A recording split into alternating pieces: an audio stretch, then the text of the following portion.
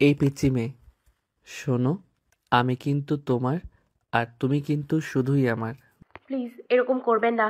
আমার পথ ছাড়ুন, আমাকে যেতে দিন। যাও। আমি কি তোমাকে বেঁধে রেখেছি? তার আগে আমাকে একটা কি তার আগে একটা কি করতে হবে?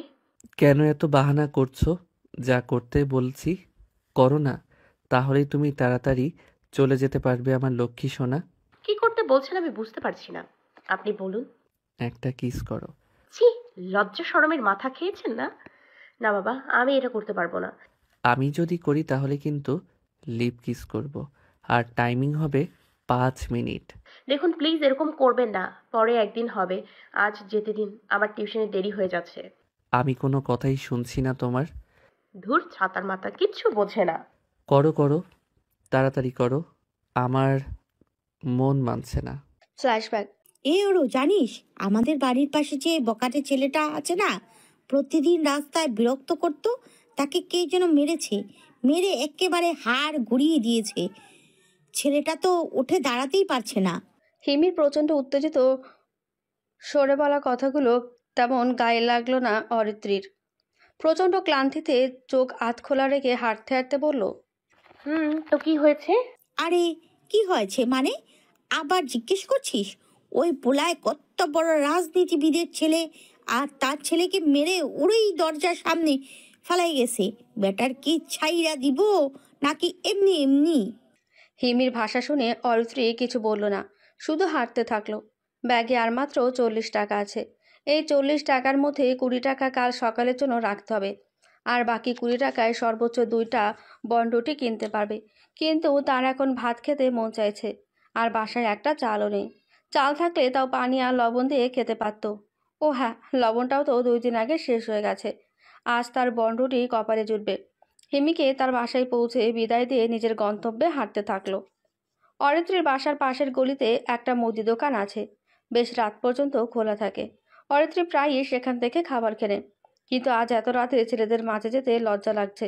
কিন্তু পেটের খিদা কি লজ্জা মানে? লাজ লজ্জা ভেঙে ছেলেগুলোর মাঝে গিয়ে দাঁড়িয়ে বলল, মামা, বনরুটি কত করে? 10 টাকা না? দাম বাড়ছে, 15 টাকা করে প্রত্যেকটা। আজ বুঝি কপাল সব দিক থেকেই খারাপ। হতাশ হয়ে ব্যাগে থাকা টাকাগুলো দেখে বলল, আচ্ছা একটা দিন। আর 5 টাকার কিছু আছে খাওয়ার মতো? চা আছে। তাই দিন। ঘুমে বন্ধ হয়ে আসা চোখগুলো খুলে রাখার প্রচেষ্টায় চায়ে চমক দিল অরিত্রী। ভার্সিটির অ্যাসাইনমেন্ট করতে হবে, টিউশনের জন্য সময়ই পায় না। পরীক্ষা আসলে তার কি হবে এটা ভেবেই কুল পায় না সে। তাড়াতাড়ি চা শেষ করে নিজের বাসার দিকে রওনা হলো। রাত বিরেতে বাড়ি ফিরতে তার বেশ ভয়ই লাগে, কিন্তু কিছু করার নেই। কেই বা তাকে সঙ্গ দেবে? গলির মুখে বাসার মালিকের ছেলেকে দেখে মনের মধ্যে ভয়টা আরও বেশি জেঁকে বসলো। মুখটা কোনো মতে ঢেকে পাশ কাটিয়ে চলে যাওয়ার চেষ্টা করলো, কিন্তু কাজে দিল না। পুরুষালী শক্ত হাত তার হাত স্পর্শ করার আগেই ব্যাগ থেকে চিলি পাউডারের লিকুইডটা স্প্রে করে দিল। চোখ ধরে বিকট চিৎকার দিয়ে বসে পড়ল ছেলেটা। অরিত্রী পেছন ফিরে তাকালো না, দৌড়ে নিজের বাসায় ঢুকে গেল। অরিত্রী আরও 2জন মেয়ের সাথে বাসা সাবলেট ভাড়ায় থাকে। বাসায় 3টে রুম আছে, সবচেয়ে ছোট রুমটা সে নিয়েছে, যাতে ভাড়া কম পড়ে। হাঁপাতে হাঁপাতে বাসায় এসে কলিং বেল চাপলো সে। রুমমেট তহিদা এসে দরজা খুলে দিয়ে চলে গেল। অরিত্রী কিছু না বলে নিজের রুমে চলে গেল। তার রুমে আছে মাটিতে পাতা ভারী কম্বল, যেটাতে আশ্রম থেকে লুকিয়ে নিয়ে এসেছিল, আর একটা ছোট সাইড টেবিল। সবচেয়ে শান্তি যে বিষয়টা তা হলো রুমের দক্ষিণে একটা জানালা আছে। শুধুমাত্র এই জানালার জন্যই অরিত্রী এই রুম নিয়েছে, নাহলে এত ভাড়ার বাসা সে নিত না। যদিও এত দামি বাসা না, ভাড়া 8,000, তবে অরিত্রীর কাছে এটাই অনেক বেশি। মাসের শুরুতে টাকা হাতে পেয়ে যতটা খুশি থাকে, কিন্তু পরে বাসা ভাড়া বাজার করতে সব টাকা ফুরিয়ে যায়। হাত মুখ দিয়ে বই খাতা নিয়ে মাটিতে বসে অ্যাসাইনমেন্ট করতে বসলো। চা খাওয়ার পরও ঘুমে চোখ বন্ধ হয়ে আসছে। উঠে গিয়ে আবারও চোখে পানি দিয়ে আসলো। পেট ক্ষুধায় চৌচো করছে, কিন্তু এখন সে খাবে না। এখন খেলে অ্যাসাইনমেন্ট শেষে রাতে আবার ক্ষুধা পাবে, তখন দেখা যাবে ক্ষুধার জন্য সে রাতে ঘুমাতে পারছে না। রাত 12টায় অ্যাসাইনমেন্ট শেষ করে শান্তির নিঃশ্বাস ফেলল অরিত্রী। পানি দিয়ে রুটিটা ভিজিয়ে খেয়ে শুতেই চোখে ঘুম এসে জড়ো হলো। নিভু নিভু চোখে আলোটা বন্ধ করে চোখ বুঝল সে। এই, আপনি কি দেখে চলতে পারেন না? সরি, অনেকগুলো সরি। কথাগুলো বলেই বইগুলো হাতে নিয়ে ছুটল অরিত্রী। ঘুম থেকে উঠতে আজ বেশ লেট হয়ে গেছে, কে জানে বাস পাবে কিনা। অতিরিক্ত তাড়াহুড়ো করাতেই ভুলবশত একটা মেয়ের সাথে ধাক্কা খেয়ে যায়। কোনো মতে হাঁপাতে হাঁপাতে বাসে উঠে বসলো সে। লোকাল বাসগুলোতে সকালে বেশ ভিড় হয়, এমনিতেই বসার জায়গা পাওয়া যায় না। আজ দেরি করেছে বলে তো দাঁড়ানোর জায়গাও পাবে না মনে হয়। কোনো মতে দরজা ধরে দাঁড়িয়ে থাকলো সে। যত দ্রুত ভার্সিটি পৌঁছাতে পারে ততই তার জন্য ভালো। ভার্সিটিতে ঢুকতেই হিমির দেখা পেল। তাকে দেখতে পেয়ে হিমি এগিয়ে আসলো। হিমির সাথে ক্লাসে যেতে নিলেই হুট করে মারামারি শুরু হলো। ভার্সিটির এক গ্রুপের সাথে আরেক গ্রুপের মারামারি শুরু হয়েছে। পুরো হুলস্থুল কাণ্ড কারখানা। ভিড়ের মাঝে হিমিকেও হারিয়ে ফেলল অরিত্রী। অগত্যা ভিড় থেকে বেরিয়ে বড় বটগাছের নিচে গিয়ে দাঁড়ালো। Excuse me. গম্ভীর পুরুষালী কণ্ঠস্বর শুনে কেঁপে উঠল অরিত্রী। আনমনে বলে ফেলল, এক্সকিউজ মি। ভ্রু কুঁচকে তাকালো ছেলেটি। বিরক্তি ঝরে পড়ল চোখের ভাষায়। দৃষ্টি সরিয়ে নিয়ে জিজ্ঞেস করলো, পানি হবে? বোকার মতন মাথা নাড়িয়ে ঝটপট পানি বের করে দিল অরিত্রী। অকারণেই মাথার ওড়নাটা ঠিক করলো। সেটা ময়লা লাগা হাতটা ধুয়ে পানির বোতলটা আবার অরিত্রীর দিকে এগিয়ে দিল। ছো মেরে বোতলটা নিয়ে নিল সে। অরিত্রীর কাছে অবাক হয়ে তাকালো ছেলেটা। অতপর কিছু না বলে চলে গেল। ভার্সিটির শেষ টিউশনি যাওয়ার সময় কোথা থেকে যেন পানি এসে পড়ল অরিত্রীর গায়ে। ঘটনা বুঝতে না পেরে কিছুক্ষণ হতভম্ব হয়ে দাঁড়িয়ে রইল সে। কোথা থেকে কি হয়ে গেল বুঝে উঠতে বেগ পেতে হলো তার। তার ভাবনার মাঝেই কোথা হতে সেই ছেলেটা দৌড়ে আসলো।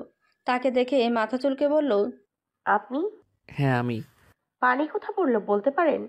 আমি সরি, আসলে বাগানে ভাগ্নির সাথে খেলতে গিয়ে ভুলবশত আপনার গায়ে পানি পড়ে গিয়েছে। অরিত্রী কিছু না বলে মাথা নাড়িয়ে হাঁটা ধরল। কিছুক্ষণ পর খেয়াল করলো ছেলেটাও তার পেছন পেছন আসছে। ভ্রু কুঁচকে জিজ্ঞেস করলো, আমার পেছন পেছন আসছেন কেন? আরে রাস্তাটা তো আপনার একার না, আমি কি এই রাস্তা দিয়ে যেতে পারবো না? অরিত্রী চুপ করে হাঁটতে রইল। ছেলেটা এবার পেছন থেকে তার পাশে হাঁটতে হাঁটতে বলল, আপনি এমন চুপচাপ কেন? আপনার গায়ে পানি ফেলে দিলাম তাও কিছু বললেন না? ওটা ভুল ছিল। অরিত্রীর শীতল কণ্ঠ শুনে তার দিকে হতাশ চোখে তাকালো ছেলেটি। ধীর গলায় বলল, আচ্ছা বাদ দিন, চলুন পরিচিত হই। আপনার নাম কি? আমার নাম সমুদ্র। অরিত্রী দুইবার বিড়বিড়িয়ে নামটা উচ্চারণ করলো। কিছু বলল না। সমুদ্র আবারও প্রশ্ন করলো, আপনার নামটা বললেন না তো? আপনি কি সবসময় এরকম ভাবেই মেয়েদের পিছন পিছন ঘোরেন? আমাকে আপনার চরিত্রহীন মনে হয়? অনেকটা তাই। সমুদ্র অরিত্রীর যাওয়ার দিকে তাকিয়ে বলল, আমি তো আপনার নাম জেনেই ছাড়বো মিস। শুধু আপনার নাম নয়, আপনি নামক পুরো অস্তিত্বেই মনে হয় জানতে চলবে। টিউশনি শেষ করে বাড়ি ফিরতে ফিরতে বেশ রাত হয়ে গেল অরিত্রীর। আজ ব্যাগে কোনো টাকা নেই। পুরো টাকায় সকালে খরচ হয়ে গেছে। এখনো মাস শেষ হতে বহু দেরি। বাকিগুলো দিন কিভাবে যে চলবে এই চিন্তায় সে বাঁচে না। একটা টিউশনির টাকা এখনো বাকি রয়ে গেছে। মুখে সরাসরি চাইতেও লজ্জা লাগে, কিন্তু এবার মনে হচ্ছে চাইতেই হবে। নিজের বাসার সামনে আসতেই গতদিনের মতো বাড়িওয়ালার ছেলে আরাফাতকে দেখল। ভয়ে হাত পা হিম হয়ে আসলেও চুপচাপ পাশ কাটিয়ে চলে যাওয়ার এক ব্যর্থ প্রচেষ্টা চালালো। কিন্তু যাওয়ার আগে তার হাত চেপে ধরল আরাফাত। ঘটনার আকস্মিকতায় ব্যাগের চেন খোলার সময়টাও পেল না অরিত্রী। ততক্ষণে আরাফাত তাকে দেওয়ালে চেপে ধরেছে। আরাফাত তার কোমরে হাত নেওয়ার আগেই মাথায় ব্যাগ দিয়ে প্রচণ্ড জোরে বাড়ি দিল সে। মুখ চেপে ধরা আরাফাতের হাতগুলো শিথিল হয়ে এলো। চারপাশে চোখ বুলিয়ে নিজেকে অতি দ্রুত সামলে নিল অরিত্রী। আরাফাত মাথায় হাত চেপে বলল, চর্মি ঠিক নেই, মাইয়া মানুষ, তার উপর আবার কত তেজ। আরাফাতের পায়ের ওপর জোরে পালা দিয়ে অরিত্রী বলল, পরবর্তীতে শুধু আমার সাথে নয়, অন্য কোনো মেয়েকে স্পর্শ করার আগে নিজের এই অবস্থার কথা মনে মনে থাকে যেন। অরিত্রী গাড়াচাটা দিয়ে চলে গেল। ছোটখাটো বিষয়ে এখন আর ভেঙে পড়ে না। প্রথম প্রথম যখন আশ্রম ছেড়ে এই বড় শহরে আসলো তখন একেবারে দিশেহারা হয়ে গিয়েছিল। তারপর শুরু হলো লড়াই। রাস্তা ঝাড়ু দেওয়া, রেস্টুরেন্টের কাজ, বাসাবাড়ির বুয়ার কাজ সব কিছুই করেছিল। তারপর আসলো অ্যাডমিশন টাইম। প্রাইভেট তো পড়তে পারেননি, কিন্তু জমানো টাকা দিয়ে বই কিনে নিজেই পড়েছিল। অতঃপর অনেক ভয়ে ভয়ে পরীক্ষা দেয় এবং সবশেষে আলহামদুলিল্লাহ পাবলিকে চান্স হয়ে যায়। পাবলিকে চান্স পাওয়ার সুবাদে আগের মতো আর বাসা বাড়িতে কাজ করতে হয় না। টিউশনি দিয়েই মাস চলে যায়। চাবি দিয়ে ঘরে ঢুকে থাকে, পুরো ঘর অন্ধকার। লাইট জ্বালিয়ে দেখলেও কেউ নেই বাসায়। রান্নাঘরে পানিম গরম হতে দেখে হাত মুখ ধুতে চলে গেল। ফ্রেশ হয়ে এসে বই নিয়ে পড়তে বসলো। পড়া শেষ হলো রাত 12টায়। ঘুমাতে গিয়ে পোড়া গন্ধ পেয়ে তার মনে পড়লো সে পানি বসিয়েছিল। দৌড়িয়ে রান্নাঘরে যেতে দেখলো পুরো পাতিল পুড়ে গেছে। পানির তো ছিটে ফোঁটাও নেই। নিজেকে মনে মনে বকা দিয়ে পাতিল নামিয়ে চুলা অফ করে দিল। এই রাতে ঠান্ডার মাঝে পাতিল মাজতে মন চাচ্ছে না, তাই পানি দিয়ে পাতিল রেখে শুয়ে পড়ল। সারাদিনের ক্লান্তিতে চোখ বুজে এলো। ভার্সিটিতে ঢুকে সমুদ্রকে দেখে অবাক হলো অরিত্রী। অবাকের অবাকের রেশ কাটিয়ে না উঠতেই সমুদ্র তার সামনে এসে হাজির হলো। তাকে দেখে হেসে বলল, কেমন আছেন অরিত্রী? আমার নাম আপনি কি করে জানলেন? সিনিয়র হয়ে আপনার নাম জানা কি কঠিন কিছু? অরিত্রী হিমিকে আসতে দেখে কিছু না বলে চলে গেল। ভার্সিটির মাঝে দাঁড়িয়ে কোনো অপরিচিত ছেলের সাথে এভাবে কথা বলা মোটেও শোভনীয় আচরণ লাগবে না কারো কাছে। টিউশনিতে যাবার সময় আজ আবারও সমুদ্রের সাথে দেখা। তাকে দেখে অরিত্রী পাশ কাটিয়ে যেতে নিলেই তাকে আটকালো সমুদ্র। তখন ওভাবে চলে গেলেন যে? অপরিচিত মানুষের থেকে দূরত্ব বজায় রাখতে পছন্দ করি তাই। আমি অপরিচিত? আপনি আবার পরিচিত হলেন কবে? সমুদ্র ভাবলো তাই তো, সে মেয়েটার অপরিচিতই তো। মাথার চুলগুলো ঠিক করে হাঁটতে হাঁটতে বলল, পরিচিত হতে কতক্ষণ? নসিবের কথা বলা যায় না। অরিত্রী কথার আগামাথা বুঝলো না। মাথা থেকে সব চিন্তা ছেড়ে হাঁটা শুরু করলো। আজ যেতে মনে হচ্ছে লেট হয়ে যাবে। লেট হলে তো আবার টাকা কম দিবে। দ্রুত হাঁটা শুরু করলো সে। আন্টি, আমার আগের মাসের টাকাটা তো এখনো বাকি রয়ে গেছে। কিছু মনে না করলে। মাসে ৩০ দিনের মধ্যে ১৫ দিন পড়াও, তাও আবার ১.৫ ঘন্টা করে। মাঝে মাঝে তো আবার দেরিও করো। কোন মুখে টাকা চাও? মুখ নামিয়ে নিল অরিত্রী। মহিলার কথাগুলোর অর্ধেক সত্যি আবার অর্ধেক সত্যি না। সে 15 দিন পড়ায় ঠিক আছে, কিন্তু দেরি করে না। মহিলার কথায় বোঝা যাচ্ছে তিনি আজ টাকা দেবে না। মুখ কালো করে ব্যাগ উঠিয়ে বের হতে নিলেই কেউ তার দিকে টাকা এগিয়ে দেয়। চোখ তুলে তাকিয়ে দেখে আরেকজন মহিলা। তার স্টুডেন্টের মার সাথে কিছুটা মিল আছে মুখে। অরিত্রীর দিকে টাকা বাড়িয়ে দিয়ে তিনি বলেন, এই যে তোমার 2 মাসের টাকা, এই মাসেরটা অ্যাডভান্স দিলাম। আর শোনো, আমার মেয়েকে তোমার কাছে পড়াবো, তোমার ফোন নাম্বারটা দিয়ে যেও তো। অরিত্রী আর সেই মহিলা দুজনেই হতভম্ব হয়ে গেল। টাকা দেওয়া মহিলার কথার অর্থ বুঝতে পারতেই তার মুখ ঝলমলিয়ে উঠল। নিজের ফোন নাম্বারটা তাকে দিয়ে খুশি মনে বেরিয়ে গেল। 2 মাসের টাকা মিলিয়ে মোট 8,000 টাকা পেয়েছে। আজ চাল ডাল কিনে তবে সে বাড়ি ফিরবে, কিন্তু তার আগে বাকি 2টা টিউশনিও পড়াতে হবে। আজ রাতে আর না খেয়ে কাটাতে হলো না অরিত্রীর। 4টে ডিম কিনেছিল। একটা ডিম পেঁয়াজ মরিচ দিয়ে ভেজে ভাত আর ডাল দিয়ে তৃপ্তি করে খেয়েছে। চা পাতাও কিনেছে, যাতে মুদি দোকান থেকে বাসি চা খেতে না হয়। বাজারে 1,000 টাকা খরচ করে বাকি 7,000 টাকা জমিয়ে রেখেছে। কয়েকটা ভালো জামা কিনতে হবে। ঘরে পরা জামাগুলো তো সেই কবে ছিঁড়ে গেছে। আর ভার্সিটিতে মাঝে মধ্যে অনুষ্ঠান হয়, তখন ভালো জামা লাগে, যা সে হিমির কাছ থেকে নিত। কিন্তু একজন মানুষের কাছে আর কতই বা চাওয়া যায়। সমুদ্র একটা ফ্ল্যাটে তার কয়েকজন বন্ধুর সাথে থাকে। বলতে গেলে ফ্ল্যাটটা তার একারই। বন্ধুরা মাঝে সাঝে এসে থেকে যায়। বিছানায় শুয়ে সিলিং ফ্যানের দিকে একদৃষ্টিতে তাকিয়ে আছে সে। আজ অরিত্রীর সম্পর্কে খোঁজ খবর নিয়ে জানতে পেরেছে অরিত্রী এতিম। ছোট থেকে আশ্রমে বড় হয়েছে। পরে 18 বছর থেকে নিজে একাই চলছে। অরিত্রীর হাসি খুশি স্বভাব দেখে সে এক মুহূর্তের জন্য ভাবতে পারেনি সে এতটা লড়াই করে বেঁচে আছে। তার কেন জানি মনে হচ্ছে অরিত্রী শুধু তার জন্য। আচ্ছা, 2 দিনের পরিচয়, একদিনের কথাবার্তায় জীবন চলে? অবশ্যই না। তাহলে সে কেন অরিত্রীকে নিয়ে ভাবছে? কেন তার মুখটা ভেসে উঠছে? নিজেকে শুধরালো সমুদ্র। পরক্ষণে আবার ফোন বের করে অরিত্রীর ছবি বের করলো। কথা বলার সময় অরিত্রীর অগোচরে তার ছবি তুলেছিল সে। মেয়েটা ফর্সা না তেমন একটা, উজ্জ্বল শ্যামলা। তবে মুখটা দেখলে যে কেউ বলবে মায়া দিয়ে ভরা। চোখ দুটোই কথাই নেই। ছবির দিকে পলক্ষীনভাবে চেয়ে বিড়বিড়িয়ে বলল, অরিত্রিকা মাধুর্য, আমার হাতের মুঠোয় আপনার হাতটা না পাওয়া পর্যন্ত আমি ক্ষান্ত হব না। আজ ভার্সিটি আসতে শুনলো ক্লাস হবে না। অগত্যা অরিত্রী আর কি করার, মাঠে বসে আকাশ দেখছিল। আর ভাবনার মাঝেই হিমির বলে উঠল, অরু শোন, তোকে মা আজকে বাসায় যেতে বলেছে। আর যাওয়ার আগে তোর নোট খাতাটা নিয়ে আসিস। নোট করা হয়নি এখনো। আন্টি কেন যেতে বললো? এমনি। আচ্ছা, তাহলে নোট করা হলে তারপরেই বাসায় আসিস। কথাটা বলে মুহূর্তের মধ্যে হিমি চলে গেল। নিজের ব্যাগে পড়ে থাকা নোটটার দিকে তাকিয়ে তাচ্ছিল্যের হাসি আসলো অরিত্রী। একটা নোটের জন্য কত অভিনয়। মাঠে থাকতে গরম লাগছে দেখে লাইব্রেরিতে চলে গেল। শেলফ থেকে একটা বই নিয়ে পড়া শুরু করলো। হুট করে সামনে কারো পায়ের শব্দ পেয়ে মুখ তুলে তাকালো সে। সমুদ্রকে দেখে আবার চোখ নামিয়ে পড়তে শুরু করলো। সমুদ্র বই নিয়ে অরিত্রীর পাশে বসে তার দিকে চুপচাপ তাকিয়ে রইল। অরিত্রী লাইব্রেরির একদম কর্নারে বসেছিল, তাই কেউ তাদের খেয়াল করছে না। অরিত্রী বুঝতে পারছে সমুদ্র তাকে দেখছে, কিন্তু কিছু না বলে মাথা নিচু করে বসে রইল। অরিত্রী মাথা নিচু করে ফেলায় সমুদ্র তাকে ঠিকমতো দেখতে পাচ্ছে না। অনেকটা বিরক্ত হয়ে অরিত্রীর হাত থেকে বইটা নিয়ে নিজের বইটা এগিয়ে দিল। সমুদ্রের কাছে অরিত্রী অবাক হয়ে বলল, আমার বই নিলেন কেন? বইয়ে তোমার নাম লেখা নেই, আর আমি সিনিয়র, মন চাইলে বই নিতেই পারি। অরিত্রী কিছু বলতে গিয়েও চুপ হয়ে গেল। বিষণ্ণ মন নিয়ে চুপচাপ বসে নখ কোরাতে থাকলো। কিছু সময় সমুদ্র তাকে বইটা ফিরিয়ে দিয়ে মাথার গাঁটটা মেরে বলল, এতটুকুতে কেউ মন খারাপ করে পিচ্ছি? বলে সমুদ্র চলে গেল। অরিত্রী সেখানে হাবার মতন বসে রইল। কোথা থেকে কি হয়ে গেল কিছুই বুঝে উঠতে পারল না। সব চিন্তা মাথা থেকে ঝেড়ে পড়ায় মন দিল। আপনি প্রতিদিন এভাবে কোথায় যান? আবারও সেই গলির পথে অরিত্রীর সাথে হাঁটতে হাঁটতে জিজ্ঞেস করলো সমুদ্র। সে জানে অরিত্রীর টিউশনির বিষয়ে, তাও অরিত্রীর মুখ থেকে জানতে চাইল। কিছুক্ষণ আগেও তুমি করে বলছিলেন, এখন আবার আপনিতে কনভার্ট হয়ে গেল। মুখ দিয়ে যখন যেটা আসে সেটাই বলি।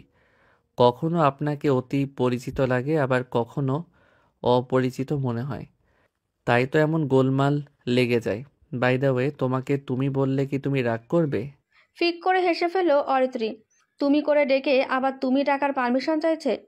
ডেকেই তো ফেলেছেন, এখন বলে কি লাভ? বোকা হাসি দিয়ে মাথা চুলকালো সমুদ্র। স্টুডেন্টের বাসার সামনে অরিত্রীকে রেখে চলে গেল সে। অরিত্রী স্টুডেন্টকে পড়ানোর সময় হুট করে তার স্টুডেন্ট প্রশ্ন করে বসে, ভাইয়াটা কে? কেউ না, তুমি পড়ো। কথাটা বলে একটু ভাবলো অরিত্রী। সত্যি কি কেউ না? পরক্ষণে আবার বলল, সত্যি তো কেউ হয় না। সমুদ্র, তুই কবে বিয়ে করবি? তোর পছন্দ থাকলে বল, না হয় আমি নিজেই নিয়ে দেখি। ফোনের ওপাশ থেকে জোর গলায় বলল অর্পিতা, সমুদ্রের বড় বোন। শুধু বড় বোন নয়, সমুদ্রের পুরো পরিবার। তাদের মা খুব ছোটবেলায় তাদের রেখে পালিয়ে যান, আর সেটা জানতে পেরে বাবা হার্ট অ্যাটাক করে মারা গিয়েছিল। এই কথাটা শুধু সেই জানে, সমুদ্রকে কখনো জানতে দেয়নি। সমুদ্র জানে তার মা বাবা অ্যাক্সিডেন্টে মারা গেছে। সমুদ্র তখন বেশ ছোট থাকায় তার কিছুই মনে নেই। বোনের গলা শুনে সমুদ্র আয়েসি ভঙ্গি ছেড়ে সিরিয়াস হয়ে বসলো। হাই তুলে বলল, এবার বলো কি বলবে। বলছিলাম যে বিয়েটা এবার করে আমাকে উদ্ধার করুন সাহেব। প্রেম তো আপনার দ্বারা সম্ভবই না কোনোদিন। তোর কথাটা মিথ্যা প্রমাণ করব আমি 2 মাসের মধ্যে। হুটহাট বিয়ে করে তোর বাসায় চলে যাব, দেখিস। দেখা যাবে। সমুদ্র ফোন কেটে দিল। অর্পিতাকে তো বলল 2 মাস, কিন্তু আদৌ কি অরিত্রীকে মানাতে পারবে? মেয়েটা তো এমনিতেই পিচ্ছি, আবার কাজকর্মও পিচ্ছির মতো। এই পুচকে একা একা থাকে ভাবতেও হাসি পায়। ভার্সিটিতে ফাংশন হবে, যার জন্য সবাই নাম দিচ্ছে। সমুদ্র তো প্রতি বছরই গান গায়, তবে এবার তার ইচ্ছে অরিত্রীর সাথে গান গাওয়ার। অরিত্রীর গলার স্বর যেমনই হোক না কেন, সে ঠিক করেছে তার সাথেই গান গাইবে। কিন্তু তার আগে কাজ হলো অরিত্রীকে রাজি করানো। এসব ভেবে হাঁটতে হাঁটতে অরিত্রীকে এক কোণায় দাঁড়িয়ে থাকতে দেখলো। চুপি চুপি তার কাছাকাছি যেতে শুনতে পেলেও অরিত্রী গুনগুন করছে। অরিত্রীর গানে গলা শুনে সমুদ্র সুন্দর মতো দুয়ে দুয়ে জার মিলিয়ে গেল। এবার মনে হচ্ছে অরিত্রীর সাথেই তার ডুয়েট করতে হবে, না হয় সারা জীবন আফসোস থেকে যাবে। আরে, আপনার গানের গলা তো দারুণ, নাম দিচ্ছ না কেন? আমার দ্বারা ভাই ও সব সম্ভব না। স্ট্রেস দেখলেই আমার আত্মা কাঁপে, আর আমি ওখানে গিয়ে গান করতে যাব, অসম্ভব। সব সম্ভব। এবার আপনি আমার সাথে গাইবেন, আসুন। বলে অরিত্রীর হাত টেনে নিয়ে গিয়ে নাম লিখিয়ে দিয়ে আসলো। অরিত্রী গাইগুই করলো, সমুদ্রের চোখ রাঙানিতে ভয়ে কিছু বলতে পারেনি। নাম লিখিয়ে দিয়ে আসার পর অরিত্রী সমুদ্রের পাঞ্জাবি খামচে ধরে বলল, কেন জোর করে আমার নাম দিয়ে আসলেন? আমি তো কিছুই পারি না, পরে দেখা যাবে আমার জন্য আপনার অসম্মান হচ্ছে। আমি আছি না? দমে গেল অরিত্রী। কখনো তো কেউ তাকে এভাবে বলেনি যে তার পাশে আছে সবসময়। অবশ্য অরিত্রী আশাও করে না কারো কাছ থেকে। অরিত্রী হাত ধরে ধরে একটা ফাঁকা রুমে নিয়ে আসলো সমুদ্র। গিটারটা তার হাতে ধরিয়ে দিয়ে বলল, বাজাও। আমি পারি না এসব। জোর করে আবার অরিত্রীর হাতে গিটার ধরিয়ে দিল সমুদ্র। গিটার ব্যবহারের সূক্ষ্ম কিছু ধারণা বুঝিয়ে দিয়ে বলল, এবার আপনার প্রিয় সুর বাজানোর চেষ্টা করুন তো। দ্বিধাহীন চোখে একবার সমুদ্রের দিকে তাকিয়ে গিটারের দিকে তাকালো সে। গান গাওয়া তার একমাত্র ইচ্ছা, যদিও তা কোনোদিন পূরণ হবে না, তাও ইচ্ছাটা মনের মাঝে দমিয়ে রেখেছে। জোরে একটা শ্বাস নিয়ে গিটারে সুর তুলল সে। প্রথম দিকে পারলেও মাঝে এসে সব ওলটপালট হয়ে গেল। হতাশার দৃষ্টি নিক্ষেপ করলো সমুদ্রের দিকে। আবারও তাকে আশ্বস্ত করে সমুদ্র বলল, আমি আছি না। মেয়ে মানুষের এত রাতে একা একা বাইরে যাওয়ান লাগে না। দারোয়ানের কাছে এই কথা শুনে অস্বস্তিতে পড়ে গেল অরিত্রী। আজকে গানের রিহার্সাল করতে গিয়ে বেশ দেরি হয়ে গেছে। কিছু বলতে গেলেই কোথা থেকে সমুদ্র এসে বলে ওঠে, আমার সাথে এসেছেও, একা আসেনি। দারোয়ান কিছু না বলে আবার ভেতরে গিয়ে বসে পড়ল। অরিত্রী সমুদ্রের দিকে তাকিয়ে বলল, আপনি কোথা থেকে টপকালেন? পাতাল থেকে। মজা না করে ঠিকমতো বলুন তো।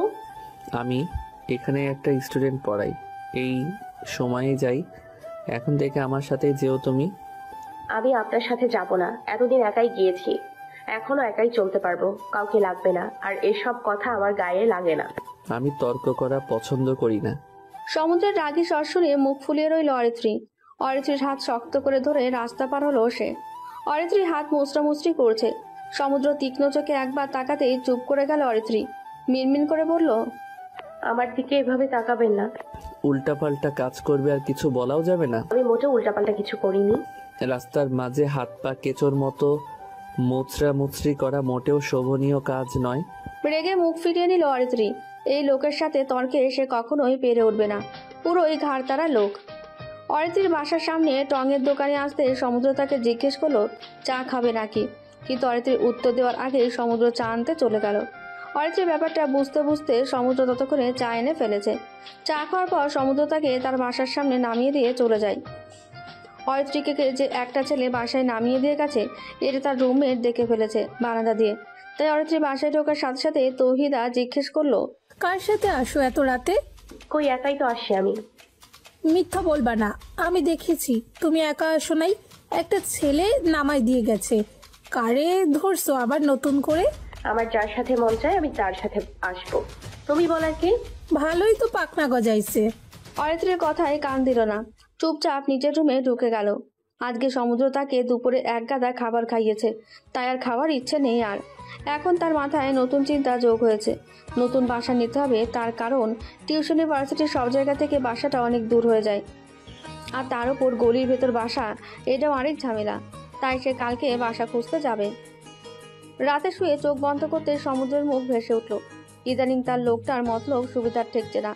তাকে ভালো টালো বেসে ফেললো নাকি? অবশ্য বাসলেও লাভ নেই। তার মতো এতিম মেয়েকে কোনো পরিবার মেনে নেবে না। যার বাবা মায়ের পরিচয় নেই তাকে কে পছন্দ করবে? অন্যদিকে সমুদ্র তো রাজপুত্রের মতো, কতদিন তাকে লুকিয়ে লুকিয়ে উকিঝুঁকি দিয়ে দেখেছে। ধরা পড়ার ভয়ে বুক ধরপড় করত, তবুও নিজের মনকে থামাতে পারেনি। যত সম্ভব নিজের অনুভূতি লুকিয়ে চলেছে, কিন্তু এই লোকটার উল্টোপাল্টা কাজে তার এতদিনের চেষ্টা বিফল যাচ্ছে। সকালে বাসা থেকে বের হয়ে গেটের সামনে বাইক নিয়ে সমুদ্রকে দাঁড়িয়ে থাকতে দেখে অবাক হলো অরিত্রী। চারপাশে একবার তাকিয়ে সমুদ্রের কাছে গিয়ে ফিসফিস করে বলল, আপনি এখানে কেন? এমন ফিসফিস করে কথা বলছো কেন? এটা আবাসিক এলাকা, একটা মেয়েকে একটা ছেলের সাথে দেখলে মানুষ খারাপ ভাববে। মানুষের ভাবনায় কি আসে যায়? কপাল চাপড়ালো অরিত্রী। এই লোকটা জীবনেও সোজা হবে না, তার বউয়ের কপালে দুঃখ আছে। সমুদ্র অরিত্রীকে ইশারা করে বাইকে উঠে বসার। আবারও চারপাশে চোখ বুলিয়ে ভয়ে ভয়ে বাইকে উঠল সে। ভয়ে জড়সড় হয়ে রইল সে। বারবার মনে হচ্ছে সে নড়লেই বাইক থেকে পড়ে যাবে। বাইকের আয়নায় অরিত্রীকে এভাবে ভীতু মুখে বসে থাকতে দেখে ঠোঁট চেপে হাসলো সমুদ্র। হেলমেটটা অরিত্রীর মাথায় জোর করে পরিয়ে দিল সে। জোরে বাইকটা টান দিতেই অরিত্রীর মুখ থুবড়ে সমুদ্রের পিঠের ওপর পড়ে গেল। রাগী চোখে সমুদ্রের দিকে একবার তাকিয়ে নিজের ব্যাগটা শক্ত করে ধরে বসে রইল। সমুদ্র তার দিকে তাকিয়ে গম্ভীর স্বরে বলল, ধরে বসতে। নড়ে চড়ে সমুদ্রের কাঁধে আলতো করে হাত দিয়ে বসলো অরিত্রী। মৃদু হেসে বাইক চালানো শুরু করলো সে। ভার্সিটির একেবারে সামনে আসতেই মোড় নিতে গিয়ে হুট করে আরেকটা গাড়ির সাথে জোরে ধাক্কা খেলো বাইকের প্রথম চাকাটা। ব্যালেন্স করতে না পেরে হাত ছিটকে গেল সমুদ্রের, সেই সাথে বাইকটাও ছিটকে গেল রাস্তার ওপাশে। রাস্তায় ছিটকে পড়ার আগেই অরিত্রীর হাত ধরে নিজের সাথে মিশিয়ে নিল সমুদ্র। অরিত্রীর মাথায় হেলমেট থাকায় বেশি লাগেনি, সে তো রাস্তার বাড়িও খায়নি। খেয়েছে সমুদ্র, আসে সমুদ্রের বুকের ওপর। পিটপিট করে চোখ খুলে সমুদ্রের দিকে তাকালো সে। সমুদ্রের চোখ বন্ধ, মাথার এক পাশ দিয়ে রক্ত গড়িয়ে পড়ছে। পুরুষালী হাত দুটো তার কোমরে রাখা। জলদি সমুদ্রের ওপর থেকে উঠে দাঁড়ালো সে। সমুদ্রের অবস্থা থেকে তার চোখ টলমল করছে। ততক্ষণে লোকজন জড়ো হয়ে গেছে। তাদের মধ্যে একজন ছিল সমুদ্রের বন্ধু। তার দিকে এগিয়ে সমুদ্রের কথা বলল অরিত্রী। সমুদ্রের কথা শুনে সে দৌড়ে এলো। লোকজন ধরাধরি করে সমুদ্রকে নিকটস্থ হাসপাতালে যাওয়া হলো। অরিত্রী সে কখন থেকে কেঁদে যাচ্ছে। হসপিটালের এক কোনায় চেয়ারে বসে মুখ চেপে কাঁদছে অরিত্রী। সে সত্যি একটা কুফা, না হলে জলজান্ত একটা মানুষের এমন হুটহাট অ্যাক্সিডেন্ট হয়। সমুদ্রের বন্ধুটা তাকে হাসপাতালে ভর্তি করে চলে গেছে। তার মা হুট করে অসুস্থ হয়ে গেছে, তাই তাকে গ্রামে যেতে হবে। অরিত্রী না করেনি। হাসপাতাল পর্যন্ত এনে দিয়েছে, এটাই অনেক। ডাক্তার বের হতেই তার দিকে দৌড়ে গেল অরিত্রী। অরিত্রী কিছু বলার আগে ডাক্তার বলল, পেশেন্ট ঠিক আছে, শুধু বেড রেস্টে থাকতে হবে আর হাঁটা চলা কম করতে হবে। ঘুমের ঔষধের কারণে এখন দেখতে যেতে পারেন। ডাক্তারকে ধন্যবাদ দিয়ে কেবিনে ঢুকলো অরিত্রী। চারপাশে কেমন যেন বিদঘুটে গন্ধ। সমুদ্রের মাথায় হাতে পায়ে ব্যান্ডেজ করা, সেই ব্যান্ডেজের ওপর দিয়ে আবার রক্ত ভেসে উঠছে। অরিত্রীর নিজের শরীরে কাটাছেঁড়া না হলেও ছিটকে পড়ার কারণে বেশ ব্যথা পেয়েছে, কিন্তু তৎক্ষণাৎ বুঝে উঠতে পারেনি এখন বেশ ব্যথা করছে। একটা নাপা খেয়ে ফেলতে হবে। সমুদ্রের পাশে টুল টেনে বসলো অরিত্রী। কাঁপা কাঁপা হাতে তার শরীরে হাত বুলিয়ে দিতে থাকলো সে। ক্ষতগুলো দেখে কান্না উপচে বের হতে চাইলো তার। এই তো গতদিন এই সময়ে দুজন কত প্ল্যান করেছিল ফাংশন নিয়ে, আর আজকে সমুদ্র হসপিটালে বেড়ে সমুদ্রের ডান হাতটা নিজের ছোট হাতের মাঝে নিয়ে ফিসফিসিয়ে বলল, আপনি কোনোদিন আমার হবেন না জেনেও আপনাকে ভালোবাসতে ভালো লাগে। বসে থাকতে থাকতে ঝিম ধরে গিয়েছিল অরিত্রীর। নার্সের আওয়াজ পেয়ে হুড়মুড়িয়ে উঠে বসলো সে। সমুদ্রকে দেখতে এসেছিল নার্সটি। অরিত্রকে এভাবে মাথা ঠেকিয়ে বসে থাকতে দেখে জিজ্ঞেস করলো বালিশ এনে দেবে নাকি। অরিত্রী না করে দিল। আলাদা বেড নেই তো, সে বালিশ দিয়ে কি করবে। আর এই নার্স নির্ঘাত ভেবেছে তারা স্বামী স্ত্রী। ভাবাটা অস্বাভাবিক কিছু না অবশ্য। সমুদ্রের জ্ঞান ফিরেছে বহু আগেই, কিন্তু ওষুধের প্রভাবে এখন ঘুমাচ্ছে। অরিত্রী সে সকাল থেকে না খা, যদিও তার সমস্যা হচ্ছে না, কারণ অভ্যাস আছে। কিন্তু ডাক্তার বলেছে সমুদ্রকে ডেকে তুলতে, খালি পেটে ওষুধ কাজ করবে না। অরিত্রী ইতস্ততভাবে সমুদ্রকে ডাকলো, কিন্তু সমুদ্রের অবস্থার পরিবর্তন হলো না। কাঁপা কাঁপা হাতে সমুদ্রের মাথা ছুঁয়ে দিল অরিত্রী।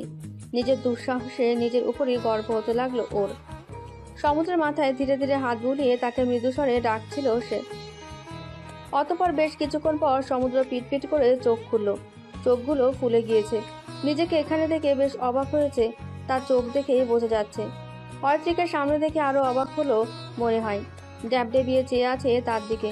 এদিকে বহু আগেই হাত সরিয়ে নিয়েছে অরিত্রী। সমুদ্রের দিকে তাকিয়ে ভীষণ চিন্তিত স্বরে বলল, এখন কেমন লাগছে আপনার? মাথা কি ব্যথা করছে? আমি এখানে কেন? আপনি কি ভুলে গিয়েছেন সব? বাইক উল্টিয়ে গেল, বাইক থেকে ছিটকে পড়ে গেলাম আমরা। কিছু কি মনে নেই আপনার? মাথায় চাপ দিতেই একে একে সব খোলাসা হয়ে গেল সমুদ্রের। সকালের ঘটনাটা চোখের সামনে ভেসে উঠল। অরিত্রীর দিকে তাকালো সে। মেয়েটার গালের একপাশে সূক্ষ্ম দাগ ছাড়া তেমন কোনো জখম সৃষ্টি হয়নি দেখে মনে মনে শান্তির নিঃশ্বাস ফেলল। দীর্ঘশ্বাস ফেলে বলল, তুমি এনেছো হাসপাতালে, একা কিভাবে নিয়ে আসলে? এত কিছু একাই করেছো? সমুদ্র আর কিছু বলতে গেলে থামিয়ে দিল অরিত্রী। আগের মতো শান্ত কণ্ঠে বলল, আমি একা সব করিনি। আপনার এক ফ্রেন্ড আদনান নাকি যেন নাম, সে হেল্প করেছে। আদনান এখনো আছে এখানে? না, উনি অনেক আগেই চলে গেছে। সমুদ্র আর কিছু বলল না। অরিত্রী হসপিটালের ক্যান্টিনে থেকে আনা খাবারের প্যাকেট খোলা শুরু করলো। প্লেটে অল্প করে ভাত আর তরকারি নিল। সমুদ্রকে অনেক সাবধানে ধরে বসানোর চেষ্টা করে সে, কিন্তু ভারী শরীরটার কাছে হেরে যায়। কি করবে বুঝতে না পেরে নার্সকে দিয়ে আরো কয়েকটা বালিশ এনে মাথার দিকটা উঁচু করে দেয় সে, যাতে খেতে অসুবিধা না হয়। অতঃপর ভাত মাখিয়ে সমুদ্রের মুখের সামনে ধরে সে। এতক্ষণ অরিত্রীর কাজগুলো তীক্ষ্ণ দৃষ্টিতে অবলোকন করছিল সমুদ্র, কিন্তু হুট করে অরিত্রীর নিজ হাতে খাইয়ে দেওয়াটা তাকে অবাক করলেও মনে মনে ভীষণ খুশি হলো সে। কিন্তু বাহ্যিক আচরণ স্বাভাবিক রেখেই মুখ খুলল সে। সমুদ্রকে খাওয়ানো শেষ করে যখন অরিত্রী হাত ধুয়ে এলো, অরিত্রী এতক্ষণ পর সমুদ্রে বার প্রশ্ন করলো, তুমি খেয়েছো? মাথা নাড়িয়ে না বোধক উত্তর দিল অরিত্রী। মুহূর্তে সমুদ্র রেগে গেল, জোর গলায় বলে উঠল, খাওনি কেন এখনো? বেলা কয়টা বাজে খেয়াল আছে? আমার এসবে অভ্যাস আছে তো। কথাটা অতি নিচু গলায় বলেছিল অরিত্রী, তবুও কিভাবে যেন সমুদ্রের কানে পৌঁছালো কথাটা। কথাটি প্রত্যুত্তর করলো না সে, তবে মনের কোণে একটা বিষাদের রেশ ছেয়ে গেল। আবার অরিত্রীকে খাওয়ার জন্য বলল সে। এবার আর না করলো না অরিত্রী, চুপচাপ খেয়ে নিল সে। কিছুক্ষণ পর ডাক্তার এসে সমুদ্রকে দেখে গেল। সে সাথে বলল আর একদিন হসপিটালে থাকলে ভালো হয়, কিন্তু সমুদ্র নাছোড়বান্দা, সে কিছুতেই হসপিটালে থাকবে না। সমুদ্র জেদের কাছে হার মেনে ডাক্তার তার হসপিটাল ছাড়ার ব্যবস্থা করলেন। কিন্তু কিছুক্ষণ পর কিছু একটা মনে হতে সমুদ্র ডাক্তারকে বলল তার নাকি ভীষণ খারাপ লাগছে। শুনে অবাক হলো ডাক্তার, এমন কিছু তো হওয়ার কথা না। সমুদ্রকে কিছু টেস্ট করতে দিয়ে চলে গেলেন উনি। এতক্ষণ সবকিছু দরজার এক কোণে দাঁড়িয়ে দেখছিল অরিত্রী। ডাক্তার চলে যাওয়ার পর সমুদ্রের কাছে সে ব্যস্ত স্বরে বলে, আপনার মাথা ব্যথা করছে, আমাকে বলেননি কেন? তোমাকে বললে কি করতে? তুমি কি ডাক্তার? আরো আগেই ডাক্তারকে ডেকে আনতাম। এখন নিশ্চয়ই মাথা ব্যথা আরো বেড়েছে। সমুদ্র কিছু বলল না। অরিত্রী প্রেসক্রিপশনের সাথে ওষুধ মেলাতে ব্যস্ত হয়ে বলল। রাতে ঠান্ডা বাতাসে চারপাশে কেমন যেন শিরশির শব্দ। শীতের কারণে মশার উপদ্রবে টেকা মুশকিল। গায়ে শাল জড়িয়ে মশা মারতে ব্যস্ত অরিত্রী। টিউশনিগুলো 2 দিন বন্ধ রেখেছে সে। সমুদ্রকে একা রেখে যেতে বিবেকে বাজছে তার। ভাবনার মাঝে এক পলক সমুদ্রের দিকে তাকালো সে। বিছানার মাঝে ঘুমিয়ে আছে সমুদ্র। দুপুরের দিকে মাথা ব্যথা বেড়ে গিয়েছিল অনেক। ব্যথায় চোখ মুখ লাল হয়ে গিয়েছিল। ওষুধেও কমানো যাচ্ছিল না। তারপর অনেকক্ষণ মাথা টিপে দেওয়ার পর একটু রেহাই পেয়েছে। হুট করে সমুদ্র চোখ খুলে ফেললে ভেবাচাকা খেয়ে যায় অরিত্রী। থতময় মতো খেয়ে দ্রুত চোখ সরিয়ে নেয় সে। নিজের অক্ষত হাতে ভর দিয়ে উঠে বসে সে। এক পলক অরিত্রীর দিকে তাকিয়ে চোখ ফিরে নিল। সাধারণ অবস্থায় থাকা সত্ত্বেও মেয়েটাকে তার কাছে অসাধারণ লাগছে। এটা কি কোনো রোগ নয়? এটা কি অসুখ নয়? এই অসুখের চিকিৎসা সে কোথায় পাবে? অরি, এই দিকে আসো তো একটু। সমুদ্রের ডাক শুনে দুনিয়ায় ফিরল অরিত্রী। এই হসপিটালে আসার পর থেকেই অরিত্রীকে অরি ডাকা শুরু করেছে সমুদ্র। অরিত্রীও অবশ্য পাল্টা প্রশ্ন করেনি এই নামে ডাকার ব্যাপারে। কি হয়েছে? তুমি মেডিসিন নিয়েছো? কিসের মেডিসিন? আমার থেকে কথা লুকাবা না। বাইক থেকে ছিটকে পড়ছো, হাতে পায়ে নির্ঘাত ব্যথা লাগছে, তাও তুমি ডাক্তারকে কিছু বলো নাই? রাতে ঘুমানোর সময় যখন নিজের হাত দিয়ে পা টিপো, তা কিন্তু আমার চোখ এড়ায় না। চুপ হয়ে গেল অরিত্রী। চোখ তুলে তাকানো সাহস পেল না। গুটি গুটি পায়ে হেঁটে ড্রয়ার থেকে ওষুধ বের করে খেয়ে নিল সে। আজ সমুদ্র হসপিটাল থেকে চলে যাবে। অরিত্রী সমুদ্রের প্রয়োজনীয় জিনিস ওষুধপত্র ব্যাগে গুছিয়ে ভরে দিচ্ছে। যাওয়ার আগ মুহূর্তে ডাক্তার এসে সমুদ্রের সাথে দেখা করতে আসলো। তাকে সুস্থ সবল দেখে কাঁধ চাপড়ে বলল, অ্যাট লাস্ট হসপিটাল থেকে বের হতে পারবেন। Congress. Hospital is not suitable for young man. But you don't know hospital was how suitable for me. ভার্সিটিতে ঢুকতে সমুদ্রের মুখোমুখি হলো অরিত্রী। রাগে চোখে তার দিকে একবার তাকিয়ে হাত টেনে নিয়ে যেতে থাকলো। বড় গাছটার পেছনে আসতেই ঝটকা মেরে নিজের হাত ছাড়িয়ে নিল অরিত্রী। ব্যাগটা শক্ত করে চেপে ধরে বলল, এসবের মানে কি? হ্যাঁ, সবার সামনে এভাবে টেনে আনলেন কেন? মাথার চুলগুলো শক্ত করে চেপে রক্তলাল চোখে অরিত্রীর দিকে তাকালো। অরিত্রী সমুদ্রের অবস্থা দেখে খানিকটা ভরকে গেলেও দ্রুত নিজেকে সামলে নিল। সমুদ্রের সামনে গিয়ে বলল, বলুন কেন আমাকে এভাবে টেনে আনলেন? আপনার মান সম্মান না থাকলেও আমার আছে। শুনুন, আর কোনোদিন এভাবে আমার হাত ধরবেন না। আর কিছু? আমার সাথে যোগাযোগের চেষ্টা করবেন না। আমার আপনাকে পছন্দ না, এটা বোঝেন না? তাও কেন বারবার আমার সাথে কথা বলতে আসেন? বেশ, তাহলে এখন থেকে আপনার সাথে আমার আর কোনো ধরনের যোগাযোগ থাকবে না, কোনো ধরনের কথাবার্তাও হবে না। আমরা কেউ কাউকে চিনি না, ওকে? পাথরের মতো হ্যাঁ বোধক মাথা নাড়িয়ে সেখান থেকে চলে আসলো অরিত্রী। ভার্সিটির একটু দূরে সাইডে এসে একটা গাছের সাথে হেলান দিয়ে রইল সে। সামনে থাকা নদীটায় নিজের প্রতিবিম্ব ভেসে উঠতে ফুপিয়ে কেঁদে দিল সে। আজ সে সমুদ্রকে যে কথাগুলো বলেছে সেগুলোর পর আর কোনোদিন সমুদ্র তার সামনে আসবে না, এটা সে জানে। সে তো এটাই চেয়েছিল। সমুদ্রের আত্মসম্মান প্রখর, সেখানে আঘাত করলেই তাকে দুর্বল করা যাবে। তাই তো সে আজ এতগুলো কথা শুনিয়ে দিল। তার মতো মেয়ের সাথে সমুদ্রকে মানায় না। এই কথাগুলো বলার জন্য গত 1 সপ্তাহ ধরে নিজেকে প্রস্তুত করেছিল অরিত্রী। তাই তো ভার্সিটিতে আসেনি। আর সমুদ্র যাতে বাসা খুঁজে না পায় সেজন্য বাসায় পাল্টিয়ে ফেলেছে।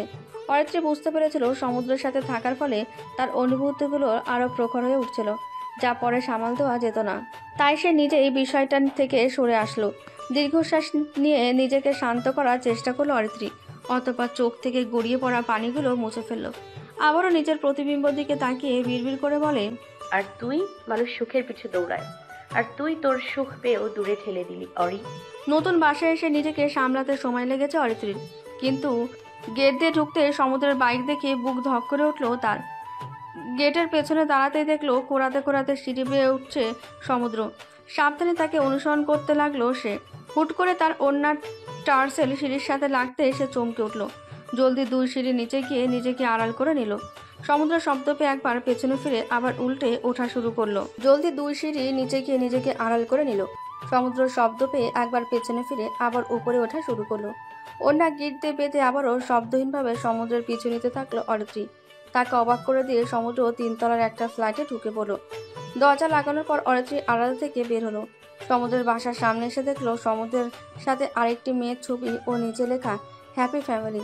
তার পাশে আরেকটি ফ্রেম বাঁধানো আছে যেটার নিচে লেখা ব্রাদার্স সিস্টার্স গোলস। লেখাটা পড়ে স্বস্তির নিঃশ্বাস পেল অরিত্রী। সে তো প্রায় ভেবেই নিয়েছিল ছবির মেয়েটির সাথে সমুদ্রের সম্পর্ক আছে, কিন্তু এই স্বস্তি বেশিক্ষণ টিকল না। যার কাছ থেকে বাঁচতে সে বাসা পাল্টেছিল শেষ পর্যন্ত তার কাছেই শেষ পর্যন্ত এসে পড়ল ভাগ্যগুণী। এবার সে কি করে পালাবে সমুদ্রের কাছ থেকে? যদি কোনোদিন দেখে ফেলে তাকে? কতগুলো ভাবতে ভাবতে নিচে নামতে থাকলো সে। তার বাসা 2 তলায়, সমুদ্রের নিচের ফ্ল্যাটটায়। বারান্দা দুটো একেবারে পাশাপাশি, শুধু একটু ওপর নিচ। বাসায় এসে শান্তি পাচ্ছে না সমুদ্র। বারবার অরিত্রীর আজকের বলা কথাগুলো মনে পড়ছে। কোনোভাবেই মাথা থেকে কথাগুলো ঝেড়ে ফেলতে পারছে না।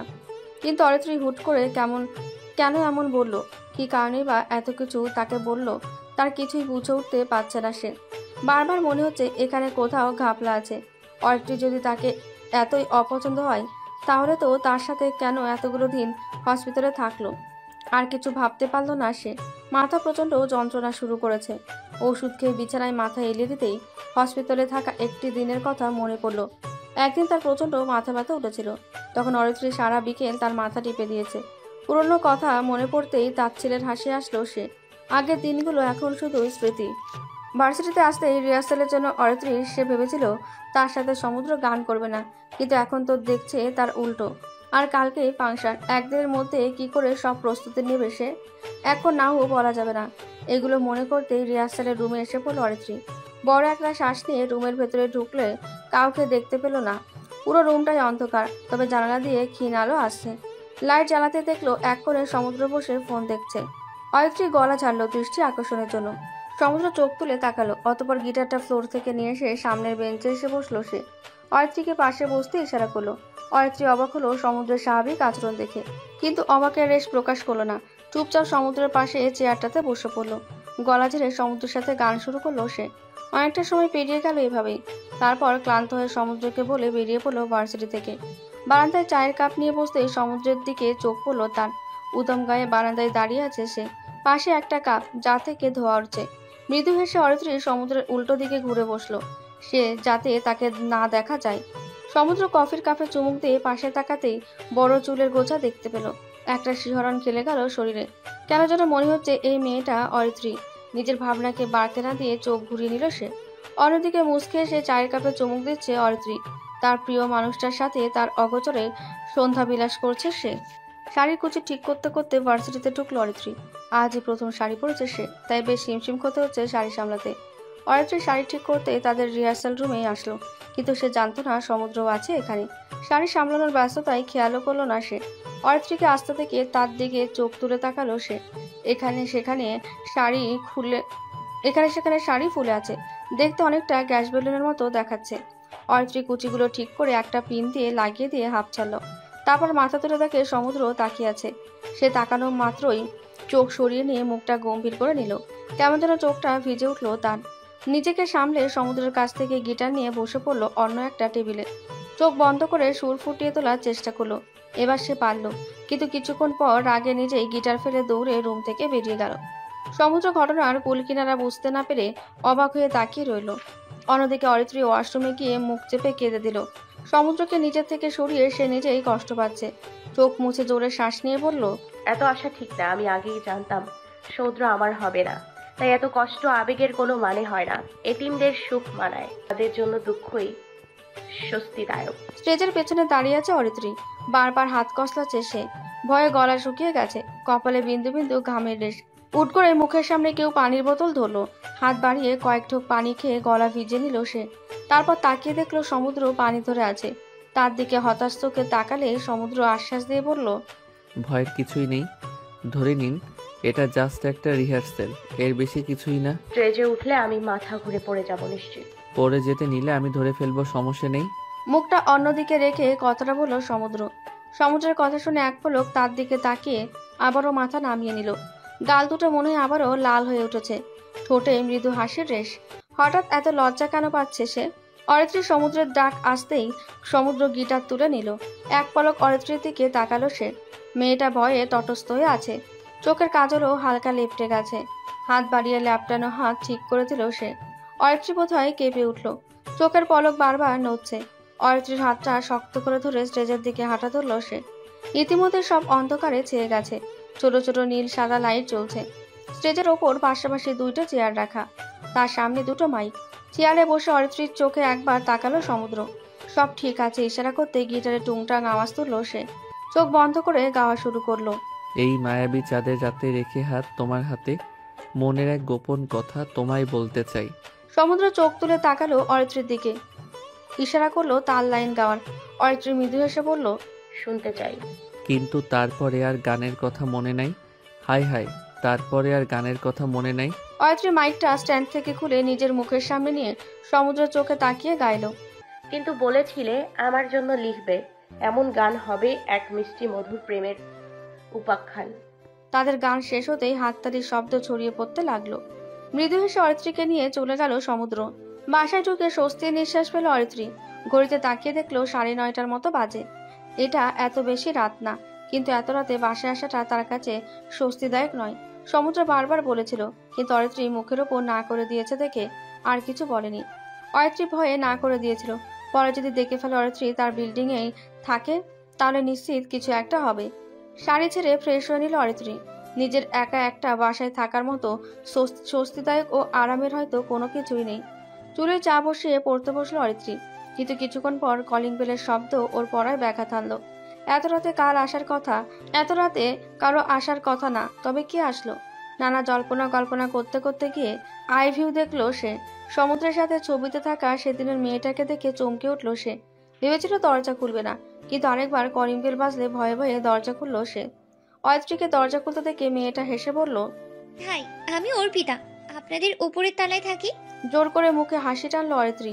অর্পিতাকে বলল, ভেতরে আসুন। হাসি মুখে ভেতরে আসতে বলেও অর্পিতাকে কোথায় বসতে দেবে তা নিয়ে চিন্তায় পড়ে গেল অরিত্রী। তার ড্রয়িং রুমে কোনো সোফা নেই, শুধু ছোট্ট একটা খাওয়ার টেবিল আর দুইটা চেয়ার। অস্বস্তি নিয়ে অর্পিতার দিকে তাকালে সে দেখলো অর্পিতা ততক্ষণে একটা চেয়ার টেনে বসে পড়েছে। পাশে চেয়ারটা টেনে তাকাতে অরিত্রীকে বসতে বলল। অরিত্রী তুলায় চায়ের পানিটা আরেকটু বেশি দিয়ে তার পাশে এসে বসলো। অর্পিতা এবার মুখ খুললো, তুমি মনে হয় আমার ছোট হবে, তাই তুমি করেই বললাম। আরে না আপু, তুমি করেই বলুন। সমুদ্রকে তো তুমি চেনো তাই না? গম্ভীর গলায় প্রশ্ন করলো অর্পিতা। অরিত্রী চোখ নামিয়ে নিল। সমুদ্রের সাথে তার সম্পর্ক এটা অরিত্র কিভাবে জানলো? আর সবচেয়ে বড় প্রশ্ন, অরিত্রী যে এখানে থাকে তা জানলো কি করে? সমুদ্রের তো জানার কথা নয়, কিন্তু সমুদ্রের প্রসঙ্গটাই ভীষণ বিব্রত হয়ে গিয়েছে সে। অর্পিতা আবারও কঠিন স্বরে বলল, তুমি জানো আমার ভাইটা গত কয়েকদিন আগে এসে আমার কাছে এসে কত কেঁদেছে। আমার ভাইকেই কাঁদানোর অধিকার তোমাকে কে দিল? মাথা নিচু করে কেঁদে দিল অরিত্রী। অর্পিতা এবার নরম হলো। অরিত্রীর মাথায় হাত বুলিয়ে বলল, এই বোকামি, কাঁদছো কেন? আমি তো ইচ্ছে করেই এসব বলেছি, কিন্তু আমি তোমাদের মধ্যে কি হয়েছে তার সম্পূর্ণ ঘটনা জানতে চাই। যা শুনেছি সেটা সমুদ্রের দিক থেকেই ছিল। আমি চাই তোমার দিকটা শুনতে। আমি ওনার যোগ্য না আপু, উনি কত বড় মানুষ, সবাই তাকে সম্মান করে, সেখানে আমার মতো অনাথের সাথে তার যায় না। তিনি হয়তো আবেগে এসব করছে, কিছুদিন পরেই সব ঠিক হয়ে যাবে। অরিত্রী আর বলতে পারল না কান্নার কারণে। মনের মাঝে চেপে রাখা কথাগুলো সব বেরিয়ে এলো অর্পিতার সামনে। অরিত্রীকে আগলে নিয়ে অর্পিতা মৃদু হেসে বলল, প্রাপ্তবয়স্ক একজন মানুষের অনুভূতি আবেগ মনে হয় তোমার কাছে অরিত্রী? তুমি তো অবুঝ নও, বাস্তববাদী মেয়ে, তাহলে এমন বোকামি কেন করছো? কাউকে কিছু বোঝানোর দরকার নেই দি। সমুদ্রের কণ্ঠস্বর শুনে চমকে তাকালো অরিত্রী। ভেজা চোখে তাকিয়ে দেখতে পেল সমুদ্র রক্তিম চোখ নিয়ে হাত মুঠ করে তার দিকে তাকিয়ে আছে। ভয়ে তটস্থ হয়ে গেল সে। মুখ দিয়ে কথা বেরোলো না। অর্পিতার কোল ঘেঁষে চোখ খিচে বসে রইল সে। অর্পিতার কোল ঘেঁষে চোখ বন্ধ করে বসে আছে অরিত্রী। সমুদ্রকে এই মুহূর্তে তার ভয়ঙ্কর লাগছে। লাল চোখগুলোতে তাকানো সাহস পাচ্ছে না। এদিকে অর্পিতা পড়েছে মহা ফ্যাসাদে। একদিকে সমুদ্রের চোখ রাঙানি, অন্যদিকে অরিত্রী তাকে জাপটে ধরে আছে। গলা খেকেড়ে দিয়ে দৃষ্টি আকর্ষণের চেষ্টা করলো সে। তাতে অবশ্য কোনো হেরফের হলো না পরিস্থিতিতে। হতাশ হয়ে নিজের থেকে অরিত্রীকে ছাড়াতল সে। অরিত্রীর দিকে তাকিয়ে বলল, নিজেদের মাঝে সব মিটিয়ে নাও। কোনো কিছু মিটমাট করতে হবে না, আমার কাউকে লাগবে না। কথাগুলো বলে দরজা শব্দ করে লাগিয়ে বেরিয়ে গেল সমুদ্র। অর্পিতা সেদিকে তাকিয়ে দীর্ঘশ্বাস পেল। অরিত্রীর দিকে তাকিয়ে বলল, তুমি বোকার মতো কাজ করেছো। সামনাসামনি কথা সেরে ফেললে পরিস্থিতি এতটা বিগড়ে যেত না। যাই হোক, অতি দ্রুত ঠিক হয়ে যাবে। অরিত্রী উত্তর দিল না, মাথা নিচু করে চোখের জল ফেলতে লাগলো। অর্পিতা বের হতে গিয়ে আবারও এসে বলল, এই দেখো, যেটার জন্য এসেছি সেটা বলতেই ভুলে গেলাম। আমার মেয়ের জন্মদিন কালকে। রাতে একটা ছোটখাটো আয়োজন করেছি ছাদে। গুটি কয়েক মানুষ আসবে, ভাবলাম তোমাকেও ডাকি, এসে পড়ো। হ্যাঁ, জমি খুশি হবে। অরিত্রী চুপচাপ মাথা নাড়ালো। তার অবস্থা বুঝে অর্পিতা আর কিছু বলল না, নিজেই ভেতর থেকে দরজা লক করে চলে গেল। অর্পিতা যাওয়ার সাথে সাথে অরিত্রী ধপ করে মাটিতে বসে পড়ল। দুই হাতে নিজের চুলগুলো খামচে ঠোঁট কামড়ে কান্না আটকানোর চেষ্টা করলো সে। বিড়বিড়িয়ে বলে উঠল, সমুদ্র সত্যি আমাকে ভালোবাসে, আর আমি যা নয় তা বলে তাকে অপদস্থ করেছি, তার আত্মসম্মানে আঘাত করেছি। কিন্তু কিন্তু উনি কি সত্যি আমার মতো একটা মেন্টালি কন্ডিশন নিয়ে বেঁচে থাকা একটা মেয়ের সাথে তিনি কিভাবে সংসার করবেন? চোখ বন্ধ করতেই চোখ দিয়ে পানি গড়িয়ে পড়লো তার। টেবিল ক্লথের নিচ থেকে দুইটা কুচকানো কাগজ বের করলো সে। সেখানে স্পষ্টত লেখা অরিত্রীর কিছু মেন্টালি সিকনেস আছে। আসলে মেন্টালি সিকনেস নয়, কিছু অস্বাভাবিক মেন্টালি কন্ডিশন আছে। এটা ছোটবেলা থেকে ধীরে ধীরে সৃষ্টি হয়েছে, যদিও এটা সবসময় তার ক্ষেত্রে দেখা যায় না। বাহ্যিকভাবে মনে হতে পারে সে সম্পূর্ণ সুস্থ। হ্যাঁ, সত্যি সে সুস্থ, কিন্তু কোনো বিষয় নিয়ে অতিরিক্ত উত্তেজিত হয়ে গেলে অস্বাভাবিক আচরণ শুরু করে। লেখাগুলো বিড়বিড়িয়ে আরেকবার পড়ে কাগজগুলো ছিঁড়ে ফেললো সে। ছেঁড়া টুকরোগুলো লুকিয়ে বলে উঠল, এই মেন্টাল কন্ডিশনের কথা আমি কাউকে জানতে দিব না, কাউকে না। এসব প্রলাপ বকতে বকতে অরিত্রী নিজের বিছানায় হাঁটু মুড়ে বসে বলল সে। চোখ দিয়ে অশ্রু পড়া থামছে না। রাতের আড়াতারে বারান্দায় দাঁড়িয়ে আছে সমুদ্র, আর চোখে নিজের পাশের বারান্দাটার দিকে তাকালো। আজ সেটা খালি। গত কয়েকদিন আগে অরিত্রীর মতো একটা মেয়েকে বারান্দা দেখেই তার মনে সন্দেহ জেগেছিল। অতবার একটু খোঁজখবর নিতে তার কাছে সবটা পরিষ্কার হয়ে যায়। বড় বোনকে কখনো কিছু না জানিয়ে থাকতে পারেনি সে, আজও ব্যতিক্রম হয়নি। অর্পিতাকে সবটা জানিয়ে দিয়েছিল। তারপর আজকে অর্পিতা তাকে না জানিয়ে নিজেই অরিত্রীর বাসায় চলে যায়। ভাগ্নির কাছে অর্পিতার যাওয়ার কথা শুনে নিজে একটা কাজের জন্য অর্পিতাকে ডাকতে যায়। তখনই অরিত্রীর কথাগুলো শুনে থমকে দাঁড়ায়। অরিত্রী বুদ্ধিহীনের মতো করা কাজগুলো তাকে প্রতিনিয়ত রাগিয়ে তুলেছিল। এখন সে বুঝতে পারছে অরিত্রী কেন তাকে বারবার ইগনোর করত। সমুদ্র জানে অরিত্রী বারবার তার কাছে ক্ষমা চাইবে, কিন্তু সে ক্ষমা করবে না, কখনোই করবে না। আগামীকাল বেশ দেরিতেই ঘুম ভাঙলো অরিত্রীর, তাই ভার্সিটিতে গেল না। সারা রাত কাদার ফলে চোখ ফুলে লাল হয়ে আছে, মাথাটাও বেশ ভারী ভারী লাগছে। এলোমেলো চুলগুলো খোপা করে রান্নাঘরটাই গেল সে। চায়ের পাতিল পুরো কালো হয়ে গেছে। গত রাতে আর চুলও বন্ধ করা হয়নি, তাই পাতিল একেবারে পুড়ে গেছে। বিরক্তি নিয়ে পাতিলটা পানি দিয়ে ভিজিয়ে রেখে দিল সে। অন্য একটা পাতিলে চায়ের পানি বসিয়ে হাত মুখ ধুতে গেল সে। বারান্দায় তোয়ালে রাখতে গেলে সমুদ্রের বারান্দাটা নজরে পড়লো তার। সমুদ্র সেখানে পা ছড়িয়ে বসে পেপার পড়ছে, আশেপাশে খেয়াল নেই তার। এক পলক তাকিয়ে থেকে চোখ ফিরিয়ে নিল সে। লজ্জা লাগছে তার, অথচ তার লজ্জা পাওয়ার কোনো কারণ নেই। অরিত্রীর বিকেলটা টিউশনি করেই কাটলো। ক্লান্ত দেহ নিয়ে বাসায় ফেরার একবার মনে হলো অর্পিতার বাসায় আর যাবে না। তারপর আবার কি ভেবে কিছুক্ষণ রেস্ট নিয়ে রেডি হতে লেগে পড়লো। তবে চেনা নেই জানা নেই এমন একটা বাসায় যেতে তার বিব্রতকরও লাগছে, কিন্তু সমুদ্রের সাথে দেখা হওয়ার আশায় যাচ্ছে। যাওয়ার আগে হুট করে তার মনে পড়লো জন্মদিনে গিফট ছাড়া যাবে। চট করে জমানো টাকা থেকে কিছু টাকা নিয়ে বেরিয়ে পড়লো। এখনো রাত হয়ে যায়নি, 7:30 বাজে মাত্র। কাছাকাছি কোনো দোকান থেকে কিছু একটা কিনে নিলেই হবে। সমুদ্রের বাসায় এসে কলিং বেল বাজাতেই একটা ছোট মেয়ে দরজা খুলেই অরিত্রীর পা জড়িয়ে ধরল। অরিত্রী অবাক হলেও অর্পিতার মুখের সাথে মিল দেখে বুঝতে পারলো আজ এই পিচ্ছিটির জন্মদিন। মৃদু হেসে তাকে কোলে তুলে নিল সে। অরিত্রীর চুল হাতিয়ে পিচ্ছিটা তাকে প্রশ্ন করলো, তুমি কে? আমি অরি। তোমার নাম কি পিচ্ছি? আমার অনেকগুলো নাম। মামা পিচু ডাকে, আম্মি সুচি ডাকে, আর আব্বু মামুনি ডাকে। আরো অনেক নাম আছে। তোমার আম্মি কোথায়? আমি তো ছাদে। আমিও এখন ছাদে যাব। বলে আর এক মুহূর্ত দাঁড়ালো না, দৌড়ে চলে গেল। অরিত্রীটাকে ডাকলেও সে শোনে না। কিছুক্ষণ ইতস্তত করেও ভিতরে যাওয়ার সিদ্ধান্ত নিতে পারল না। বাইরে চুপচাপ দাঁড়িয়ে থাকলো। সমুদ্র ড্রয়িং রুমে পানি খেতে এসেছিল। দরজা খোলা থেকে লাগাতে এসে দেখে অরিত্রী বাইরে দাঁড়িয়ে আছে। ভ্রু কুচকে তাকে পরখ করতেই বিরক্তিটা ধীরে ধীরে বিলীন হয়ে গেল। সাদা কুর্তিতে মেয়েটিকে সুন্দর লাগছে।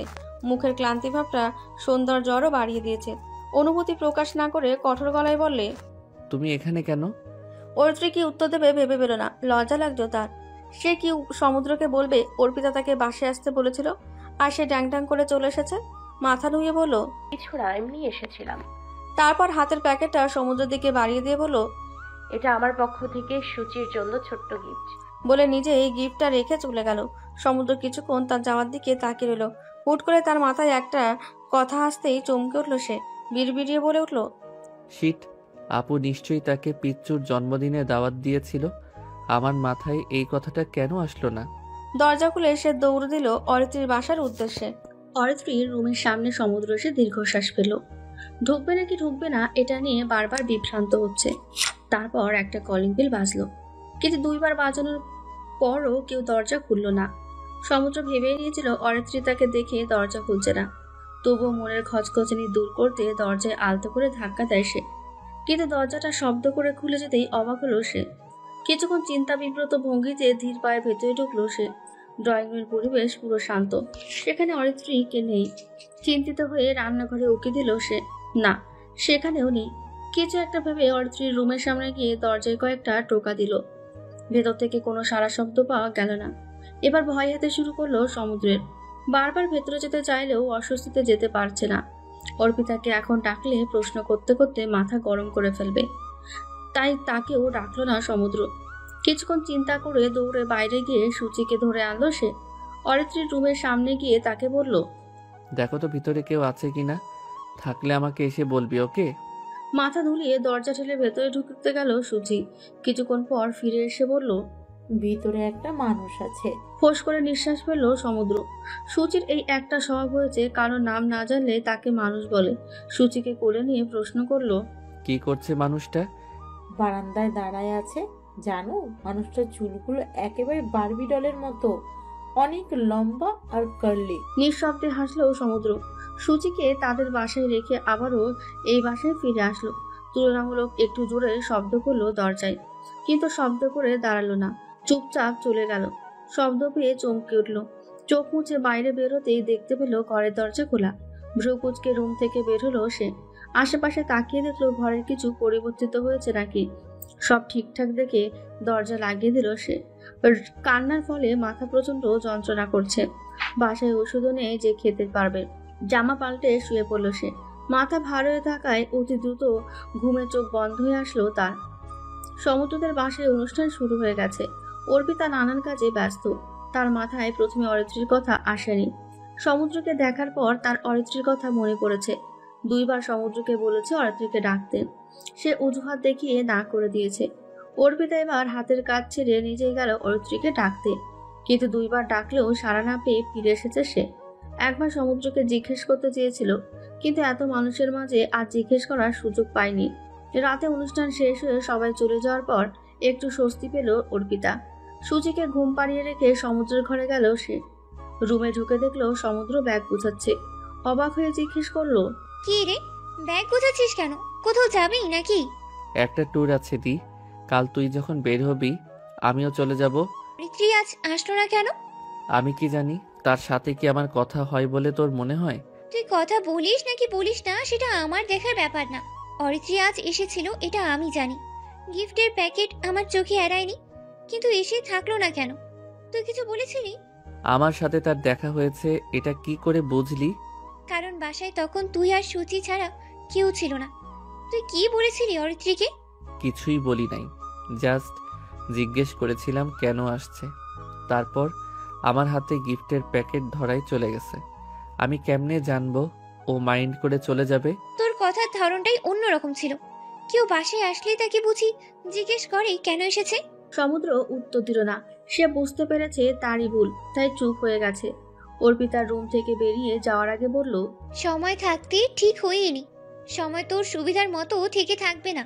প্রত্যুত্তর করল না সমুদ্র। আপাতত তার মাথায় অরিত্রীকে শাস্তি দেওয়ার বিষয় ঘুরছে। অরিত্রীর কথাগুলো মাথা থেকে ঝেড়ে ফেলতে পারছে না। তার গুরুত্ব অরিত্রীর থেকে বোঝাতে হবে। সকালের আলো চোখে লাগাতে উঠে বসলো অরিত্রী। বেশি সকাল হয়নি, কেবল 8টা বাজে। কিছুদিন ভার্সিটি যাওয়া হয়নি, আজ যেতেই হবে। রেডি হয়ে ভার্সিটির উদ্দেশ্যে রওনা হলো সে। অদ্ভুতভাবে সমুদ্রকে দেখলো না আজ সারাদিন। বিক্ষিপ্ত মন নিয়ে বাসায় ফিরল। এভাবেই কেটে গেল কিছুদিন। সমুদ্রের দেখা নেই। ওদের বাসাও তালা লাগানো, তেমন চেনা জানাও নেই যে সমুদ্রের খবর নেবে। সব মিলিয়ে পাগল হয়ে আছে অরিত্রী। আজ ঠিক করেছে দারোয়ানকে জিজ্ঞেস করবে। পরিকল্পনা মতোই টিউশনি থেকে ফিরে দারোয়ানকে জিজ্ঞেস করলো সমুদ্রদের কথা, কিন্তু দারোয়ানের উত্তর শুনে তার মাথা ঘুরে গেল। সমুদ্রটা নাকি ফ্ল্যাট ছেড়ে দিয়েছে, এই এলাকা থেকে কয়েকদিন আগেই চলে গেছে। কথা শোনার পরপরই অরিত্রীর হতভম্ব হয়ে গেছে। সমুদ্র তাকে এত বড় শাস্তি দেবে সে ভাবতেও পারেনি। টলতে টলতে নিজের বাসায় আসলো কোনো মতে। বাসায় ঢুকতেই ব্যাগটা ছুঁড়ে ফেললো ফ্লোরে। ঠোঁট ভেঙে কান্না আসলো তার, সামলাতে পারলো না নিজেকে, চিৎকার করে কেঁদে দিল সে। এতদিনের আটকে থাকার কান্নাটা বেরিয়ে এলো। বেশ অনেকক্ষণ পর শ্বাস টানের ফলে কান্না থামালো সে। বিড়বিড়িয়ে বলে উঠল, এত বড় শাস্তি যে আমার হজম করতে খুব কষ্ট হচ্ছে সমুদ্র। আমার কিছু কথার বদলে এত বড় শাস্তি কি আমার সত্যি প্রাপ্য ছিল? আমি কি খুব বেশি কিছু বলে ফেলেছিলাম? নিজের স্বার্থে তো কিছুই করিনি আমি, আপনার ভালোর জন্যই বলেছিলাম, কিন্তু তার বদলে এত বড় প্রতিশোধ। আর বলতে পারলো না অরিত্রী। মাথায় কেমন যেন নেশা ভর করেছে মনে হচ্ছে। মানসিক অশান্তিটা বড্ড পীড়াদায়ক। এই 2 মাস অরিত্রী তার জীবনের সবচেয়ে কঠিনতম মুহূর্তগুলো পার করেছে। এতটা কষ্ট মনে হয় সে আশ্রম থেকে আসার পরও পায়নি। তখন ছিল আর্থিক কষ্ট, আর এখন মানসিক কষ্ট। এমন কোনো দিন নেই যে সে সমুদ্রের খোঁজ করেনি। ভার্সিটির প্রত্যেকে সমুদ্রের কথা জিজ্ঞাসা করেছে, কিন্তু ফলাফল শূন্য। সমুদ্র কারোর সাথে নিজের ব্যক্তিগত ব্যাপার শেয়ার করতো না, তাই কেউ তার খোঁজও দিতে পারছে না। নিজেকে ব্যস্ত রাখার সর্বোচ্চ চেষ্টায় আছে অরিত্রী। পেন্টিং করে থাকা টিউশনিগুলো করা শুরু করে দিয়েছে। এখন সকালে একটা টিউশনি পড়িয়ে তারপর ভার্সিটিতে যায়। ভার্সিটি থেকে ফেরার পথে 4টে টিউশনি পড়িয়ে তারপর বাসায় ফেরে। বাসায় ফিরেও বসে থাকে না, অনলাইনে আরেকটা স্টুডেন্ট পড়ায়। তারপর নিজের পড়া শেষ করে 2টা-3টার দিকে ঘুমাতে যায়। মানসিক কষ্টগুলো ভুলে থাকার জন্যই এই ব্যবস্থা, কিন্তু কাজ হয় না। যেদিন টিউশনি কিংবা ভার্সিটি বন্ধ থাকে সেদিন যেন প্রীতিশার সময় কাটে না। বারান্দায়ও যায় না এখন আর। সমুদ্রের বারান্দার দিকে চোখ পড়লে কান্না ঠেলে বেরিয়ে আসতে চায়, কিন্তু কাঁদে না। নিজেকে শক্ত রাখতে হবে তো। এমন একটা দিন আসবে এটা সে প্রথম থেকে জানতো। তবুও সমুদ্রের কাছে তার লুকানো অপ্রকাশিত অনুভূতিগুলো প্রকাশিত হয়ে গিয়েছিল। এটাই তার ভুল। আজ ভার্সিটিতে আসতেই অনেকদিন পর হিমির দেখা পেল। তাকে দেখতে পেয়ে হিমি এগিয়ে আসে, পিঠ চাপড়ে বলে, একেবারে অমাবস্যার চাঁদ হয়ে গেছিস দেখি, কোনো খোঁজ খবর নিস না। আমি না হয় ব্যস্ততার জন্য খোঁজ খবর নেই না, তুই কি করিস? একটা বারও তো দেখলাম না আমার খোঁজ খবর নিতে। অরিত্রীর পাল্টা প্রশ্নে থতমত খেয়ে গেল হিমি। কিছু না বলে চুপ করে রইল। মৃদু হেসে নিজের পথে অরিত্রী হাঁটা শুরু করলো। বহুরূপী সাপগুলো ইদানিং তার জীবনে বড্ড বেশি হানা দিচ্ছে। প্রতিদিন অরিত্রী সমুদ্রের বন্ধু আদনানের কাছে গিয়ে জিজ্ঞেস করে সমুদ্রের কোনো খোঁজ আছে কিনা, কিন্তু আশানুরূপ উত্তর কোনোদিন পায় না। আজ সে যেতেই আদনান এগিয়ে এলো। কিছুক্ষণ চুপ থেকে অরিত্রী ভাঙা গলায় জিজ্ঞেস করলো, ভাইয়া সে বেঁচে আছে কি? অরিত্রী এহেন প্রশ্নে আদনান চমকে তাকালো। এমন প্রশ্ন অরিত্রীর মুখে শুনবে তা আশা করেনি। সে নিজে সমুদ্রের খবর জানে না। মাথা নিচু করে উত্তর দিল, আমি জানি না, সমুদ্র কারোর সাথে যোগাযোগ রাখেনি, কিন্তু আপনার থেকে এই প্রশ্ন আশা করিনি। আমার জীবনে আমি খুব কমই আশা হারিয়েছি। কতটা ভেঙে পড়লে মানুষ এমন প্রশ্ন করে তা আপনার বোঝা উচিত। আপনার চোরা মুখ দেখে আমি কিছু বুঝি না মনে করেছেন? সমুদ্রের খবর যে আপনি ঠিকই জানেন সেটা আপনার দুশ্চিন্তাহীন মুখ দেখে স্পষ্ট বোঝা যায়।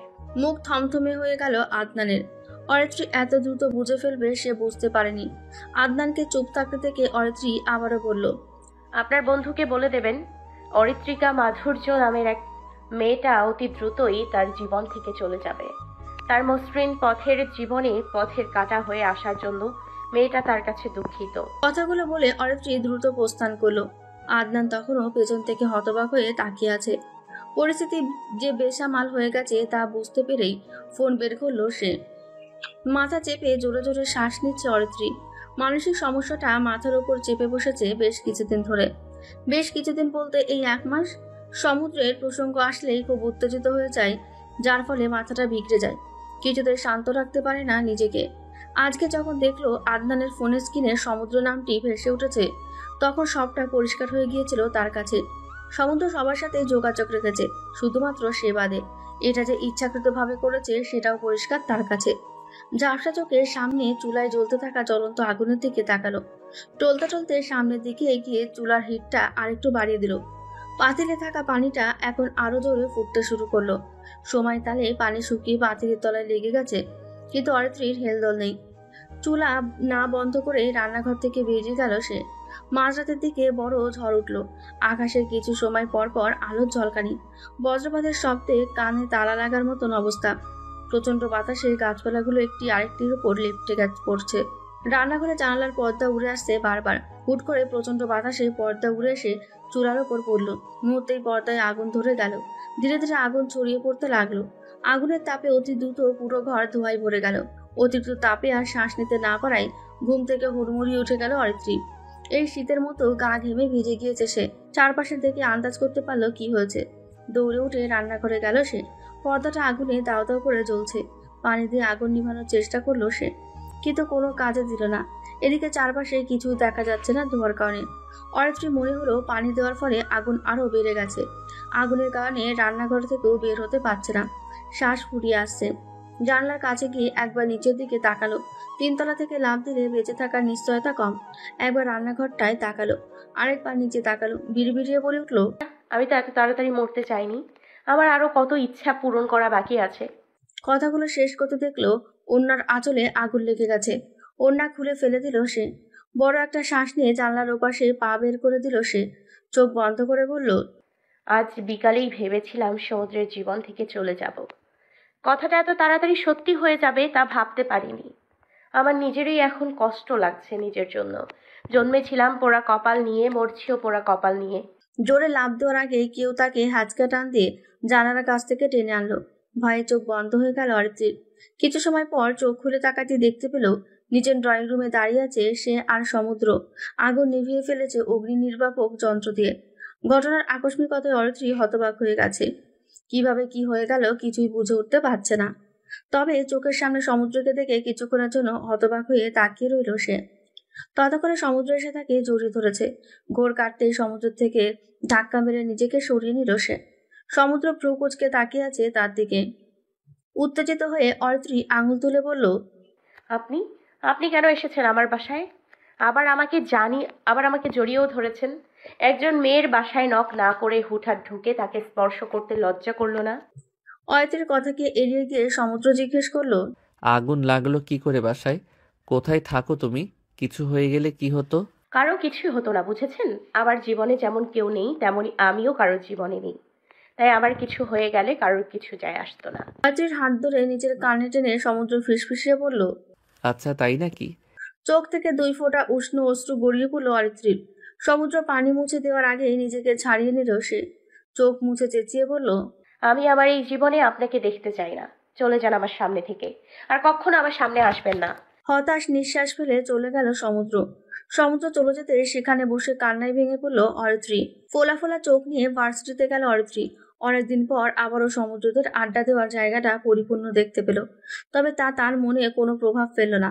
সমুদ্রের হুট করে নিরুদ্দেশ হয়ে যাওয়া ভাবলেশীন আচরণ, নিজেকে তার থেকে লুকিয়ে রাখা তার মনে অনেক বড় ক্ষতের সৃষ্টি করেছে। এই ক্ষত সহজে ঠিক হবার নয়। জায়গাটাকে পাশ কাটিয়ে নিজের ক্লাসরুমে চলে গেল অরিত্রী। সমুদ্র পেছন থেকে আর চোখে তার দিকে একবার তাকিয়ে দীর্ঘ নিঃশ্বাস ফেলল। ক্লাস শেষে ক্যান্টিনে বসে আছে অরিত্রী। অবশ্য বসারও এক কারণ আছে। কয়েকদিন মিস দেওয়ার কারণে তার একটা টিউশনই বন্ধ হয়ে গেছে। অবশ্য বন্ধ হওয়ারই কথা। টাকাটা ওর হাতের খেলনা নয় যে সে যাবে না, তবুও মাস শেষে তাকে বেতন দেবে বিনামূল্যে। তাই এক জুনিয়র ছোট ভাই তার কাছে পড়াতে চায়। সে বিষয়ে আজকে কথা বলতে এসেছে। এই টিউশনি অতি জরুরি ছিল না, কিন্তু নিজেকে এখন ব্যস্ত রাখতে হবে। আর টাকা জমানোরও ইচ্ছা নেই, কারণ কোনোদিন হুট করে মরে যায় ঠিক নেই। তখন তার এত কষ্টের টাকা তো পড়ে থাকবে এক কোনায়। এইসব উদ্ভট কথা চিন্তা করে সে টাকা জমায় না বেশি। মেয়েটা আসতেই তার সাথে তাড়াতাড়ি কথা শেষ করে নিল। ভার্সিটিতে থাকলে সমুদ্রের সাথে দেখা হবে, তাতে তার কষ্ট আরো বাড়বে। তাই ঠিক করেছে আগামী কয়েকদিন ভার্সিটি বন্ধ দেবে। যতটা সম্ভব সমুদ্রকে এড়িয়ে চলা যায় সেই চেষ্টাই করবে সে। ক্যান্টিন থেকে বের হতে গিয়ে অরিত্রীর মনে পড়লো তার লাইব্রেরিতে একটা বই আনতে যেতে হবে। বাধ্য হয়ে আবারও লাইব্রেরির জন্য হাঁটা ধরল সে। কিন্তু লাইব্রেরির একটু আগে থাকা একটা ক্লাসরুমের সামনে দিয়ে যেতে নিলেই কেউ তার হাত টেনে ভেতরে নিয়ে আসে। অরিত্রী ভয় পেয়ে যায় প্রচন্ড। রুমটা পুরো অন্ধকার। বাইরে যেদিন তা এই রুমটা দেখে বোঝা যাবে না। ভয়ে ভয়ে চারপাশে তাকিয়ে দৌড়ে বেরিয়ে আসতে নিল অরিত্রী। কিন্তু তখনই আবার হাতে টান পড়লো। কোনো শক্তপোক্ত বুকের সাথে বাড়ি খেল অরিত্রী। মাথায় হাত বুলিয়ে 2 কদম পেছন ফিরল সে। চোখ তুলে তাকাতেই বুঝলো মেয়েটিকে। যাকে নিয়ে প্রতিটা মুহূর্ত ভাবনায় নিমজ্জিত হয়ে থাকে, তাকে না চিনতে পারাটা প্রায় অসম্ভব। অরিত্রীকে টেনে নিজের বুকের সাথে মিশিয়ে নিল সমুদ্র।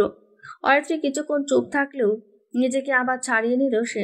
আঙুল উঁচিয়ে কিছু বলার আগে সমুদ্র তাকে আবারও নিজের সাথে জড়িয়ে ধরল। এবার চুপচাপ সমুদ্রের সাথে মিশে থাকলো অরিত্রী। সমুদ্রের থুতনি তার মাথার উপরে রাখা। সমুদ্রের পিঠে নিজের হাত রাখার জন্য একবার উঠিয়েও নামিয়ে ফেলল সে। উষ্ণ স্পর্শে চোখের কোণে জল ভিড় করেছে। তার সুখের নাকি দুঃখের আদৌ বুঝে উঠতে পারছে না। কিছু সময় মৌনতার পর সমুদ্র বলে উঠল, কেন এড়িয়ে চলছিলে আমায়? আপনি চলেননি বুঝি? পুরো 2টা মাস নিজেকে আমার আড়ালে রেখেছিলেন। পাগলের মতো সবার কাছে আপনার খোঁজ করেছিলাম, কিন্তু কেউ বলেনি। দারোয়ান আঙ্কেল যখন বলল আপনি এই এলাকা ছেড়ে চলে গেছেন, তখন আমার কি অবস্থা হয়েছিল জানেন? মাথার ওপর আকাশ ভেঙে পড়েছিল পুরো। পাগল হয়ে গিয়েছিলাম আমি। নিজের দিকে খেয়াল ছিল না কোনো। প্রতি মুহূর্তে নিজের করা ভুলের জন্য অনুশোচনায় পুড়েছি। কিন্তু আপনি আমার 2টা কথা ধরে নিজেকে আমার থেকে সরিয়ে নিয়েছিলেন, আর আমি একদিন ইগনোর করতেই আপনার দম ফুরিয়ে গেল। অভিমানী স্বরে কথাগুলো বলল অরিত্রী। তার চোখে আবারও পানি এসে পড়েছে। সমুদ্র নিজেকে কিছুটা ধাতস্থ করে বলল, আমার অ্যাক্সিডেন্ট হয়েছিল অরিত্রী। কথা শেষ করতে পারল না সমুদ্র। তার আগে অরিত্রী অস্থির হয়ে গেল। সে কেঁদে দিয়েছে প্রায়। অরিত্রীর অস্থিরতা দেখে মৃদু হাসল সে। একটা বেঞ্চে বসে নিজের ওপর অরিত্রীকে বসালো। অস্বস্তিতে অরিত্রী উঠে যেতে চাইলেও আটকে রাখলো সমুদ্র। অরিত্রীর দিকে তাকিয়ে বলল, তোমার উল্টাপাল্টা চিন্তা ভাবনায় তোমার উপর রাগ উঠেছিল খুব। ভেবেছিলাম তোমায় শাস্তি দেব, তাই আপু যেদিন গেল সেদিন তার সাথেই বেরিয়ে পড়েছিলাম আমি ট্যুরে যাওয়ার উদ্দেশ্যে। কিন্তু সেখানে গিয়ে মন টিকল না। বারবার তোমার কথা মনে পড়ছিল, বিশেষ করে তোমার কান্নামাখা চেহারাটা। তাই সিদ্ধান্ত নেই একদিন থেকেই ফিরে আসব, এবং সেখানেই বিপত্তি ঘটে। বড়সড় অ্যাক্সিডেন্টের কবলে পড়ে আমি হসপিটালাইজড হই। জ্ঞান ফিরে প্রায় 1.5 মাস পর। তারপর সুস্থ হতে বেশ কিছুদিন সময় লাগে। যাওয়ার 2 দিন আগে আমি আদনানকে ফোন করে তোমার খবর জানতে চাই। তখন সে আমাকে বলে তোমার কথা। তারপর মোটামুটি সুস্থ হয়ে আমি এখানে ফিরি। গত রাতে তোমার বারান্দা থেকে ধোঁয়া উঠতে দেখে তোমার বাসায় যাই। তুমি জানো আমার কি অবস্থা হয়েছিল আগুনের মাঝে তোমায় দেখে। ওই দৃশ্যটা মনে পড়লে এখনো আমার বুক কাঁপে। আর তুমি মাতব্বরি করে কেন লাফ দিচ্ছিলে? হ্যাঁ। শাসানো গলায় করা প্রশ্নটার পাল্টা উত্তর দিল অরিত্রী। সমুদ্রের কপালে থাকা কাটার দাগটার দিকে এক দৃষ্টিতে তাকিয়ে রইল সে। এই অ্যাক্সিডেন্ট থেকে যে দাগটার উৎপত্তি তা বুঝতে বাকি রইল না। ছলছলে চোখে তাকিয়ে দাগটার উপর হাত বুলিয়ে দিল সে। অশ্রু সংবরণ করতে পারল না, ফুপিয়ে কেঁদে উঠল। সমুদ্র হতাশ নিঃশ্বাস ত্যাগ করলো। পিঠ চাপড়ে তাকে সান্ত্বনা দিল, কাঁদতে দিল তাকে। তবে মনে মনে প্রতিজ্ঞা করলো আর কখনো সেই কান্নার কারণ হবে না সে। বেশ অনেকক্ষণ পর অরিত্রীর কান্না থামলো। নাক টেনে সমুদ্রের দিকে তাকিয়ে বলল, আপনি খুব কষ্ট পেয়েছিলেন তাই না? অরিত্রীর বাচ্চামি প্রশ্নে হাসলো সমুদ্র। পকেট থেকে রুমাল বের করে তার মুখ মুছে দিতে দিতে জিজ্ঞেস করলো, হ্যাঁ, কষ্ট পেয়েছিলাম যখন তুমি গত রাতে বলেছিলে তোমার কিছু হলে কারো নাকি কিছু যায় আসে না। একটা কথা কান খুলে শুনে রাখো মেয়ে, আমার যায় আসে, বুঝেছ? ওপর নিচ মাথা নাড়িয়ে হেসে ফেলল অরিত্রী। হঠাৎ সময় দেখে অরিত্রী ভীষণ ব্যস্ত হয়ে বলল, আমাকে টিউশনিতে যেতে হবে। আমি নিয়ে যাব, চুল ঠিক করে নাও। চুল ঠিক করার জন্য মাথায় হাত দিতেই ভেজা অনুভব করলো সে। এখানটায় সমুদ্র থুতনি ঠেকিয়ে রেখেছিল। তার মানে কি সমুদ্র কেঁদেছে? মনে মনে নিজেকে প্রশ্নটা করে চমকে উঠল সে। সমুদ্রের দিকে তাকিয়ে হালকা লালচে চোখ দেখেই বুঝে ফেলল আসল ঘটনা। সমুদ্র আসলেই কেঁদেছে। সমুদ্রের তারায় কথা না বাড়িয়ে ক্লাসরুম থেকে বেরিয়ে গেল সে। অনেকদিন পর সমুদ্রের বাইকে বসতেই মনে এক শীতল অনুভূতি ছড়িয়ে পড়ল। আলতো করে সমুদ্রের কাঁধে হাত রেখে মুহূর্তটা অনুভব করতে লাগলো। বাইকের সামনে আয়নায় অরিত্রীর মিটিমিটি হাসি দেখে মৃদু হাসলো সমুদ্র। সকালে অরিত্রীর ফোন পেয়ে সমুদ্রের ঘুম ভাঙলো। ফোনের স্ক্রিনে অরিত্রীর হাস্যোজ্জ্বল মুখ দেখে মৃদু হাসলো। অরিত্রীর অগোচরে তোলা ছবিটা তার ওয়ালপেপারে ঠাঁই পেয়েছে। ডুলু ডুলু চোখে ফোনটা রিসিভ করলো সে। ওপাশ থেকে অরিত্রীর কণ্ঠস্বর ভেসে এলো, আপনি কি ঘুম থেকে উঠেছেন? হ্যাঁ, মানে না। তাড়াতাড়ি ঘুম থেকে উঠুন। আজকে না আমাকে ঘুরতে নিয়ে যাবেন বলেছিলেন, ভুলে গেছেন? তন্দ্রাকর কেটে গেল সমুদ্রের। আড়মোড়া ভেঙে উঠে বসলো সে। ঘুম ঘুম স্বরে বলল, রেডি হতে শুরু করো, আমি আসছি। ওই গোলাপি শাড়িটা পরবা। বলেই ফোনটা রেখে দিল সমুদ্র। আলসেমি কাটিয়ে চলে গেল ফ্রেশ হতে। মেয়েটাকে বলেছিল আজকে ঘুরিয়ে নিয়ে আসবে গ্রামের দিকে, সেই থেকে সারা সপ্তাহ উৎসাহ নিয়ে বসে আছে। এখন সাময়িক আলসেমির জন্য না বললে ভীষণ মন খারাপ করবে। তাড়াহুড়ো করে রেডি হয়ে বেরিয়ে পড়লো বাসা থেকে। অরিত্রীর বাসায় গিয়ে নক করতে এসে দরজা খুলে দিল অরিত্রী। সমুদ্রের দেওয়া গোলাপি শাড়িটা পরেছে সে। মসলিন শাড়ি হওয়ায় জায়গায় কেমন ফুলে আছে, আর কুচিগুলো এলোমেলো। অতিরিক্ত অবস্থা দেখে সমুদ্র ফিক করে হেসে দিল। অরিত্রী মুখ ফুলিয়ে বলল, হাসবেন না। হাহ, কি শাড়ি দিয়েছেন, পুরো ফুলে আছে। এটা শাড়ির দোষ না, তুমি পরতে পারোনি তাই এমন হয়েছে। আমি ঠিকই পরতে পেরেছি, কিন্তু দেখুন না কুচিগুলো কেমন ফুলে ফুলে আছে। সমুদ্র আশেপাশে দেখে অরিত্রীকে ইশারা করলো বাসার ভেতরে যেতে। বাসায় ঢুকে দরজা বন্ধ করতেই অরিত্রীর হাবভাবের পরিবর্তন হয়ে গেল। ভীতু চোখে সমুদ্রের দিকে তাকিয়ে দেখলো সে গম্ভীর চোখে অরিত্রীর দিকে তাকিয়ে আছে। ঠোঁট ভিজিয়ে কিছু বলতে নিলে সমুদ্র গম্ভীর স্বরে বলল, তুমি কি আমাকে নিয়ে ভয় পাচ্ছ? না, কখনোই না। অকপটে উত্তর দিল অরিত্রী। তার স্বাভাবিক কণ্ঠস্বর শুনে মৃদু হাসলো সমুদ্র। হাঁটু গেড়ে বসে কুচিগুলো এক এক করে গুছিয়ে দিতে থাকলো। ছোটবেলায় নিজের বোনের কুচিগুলো এভাবে ঠিক করে দেওয়ায় ভালোই অভিজ্ঞতা আছে তার।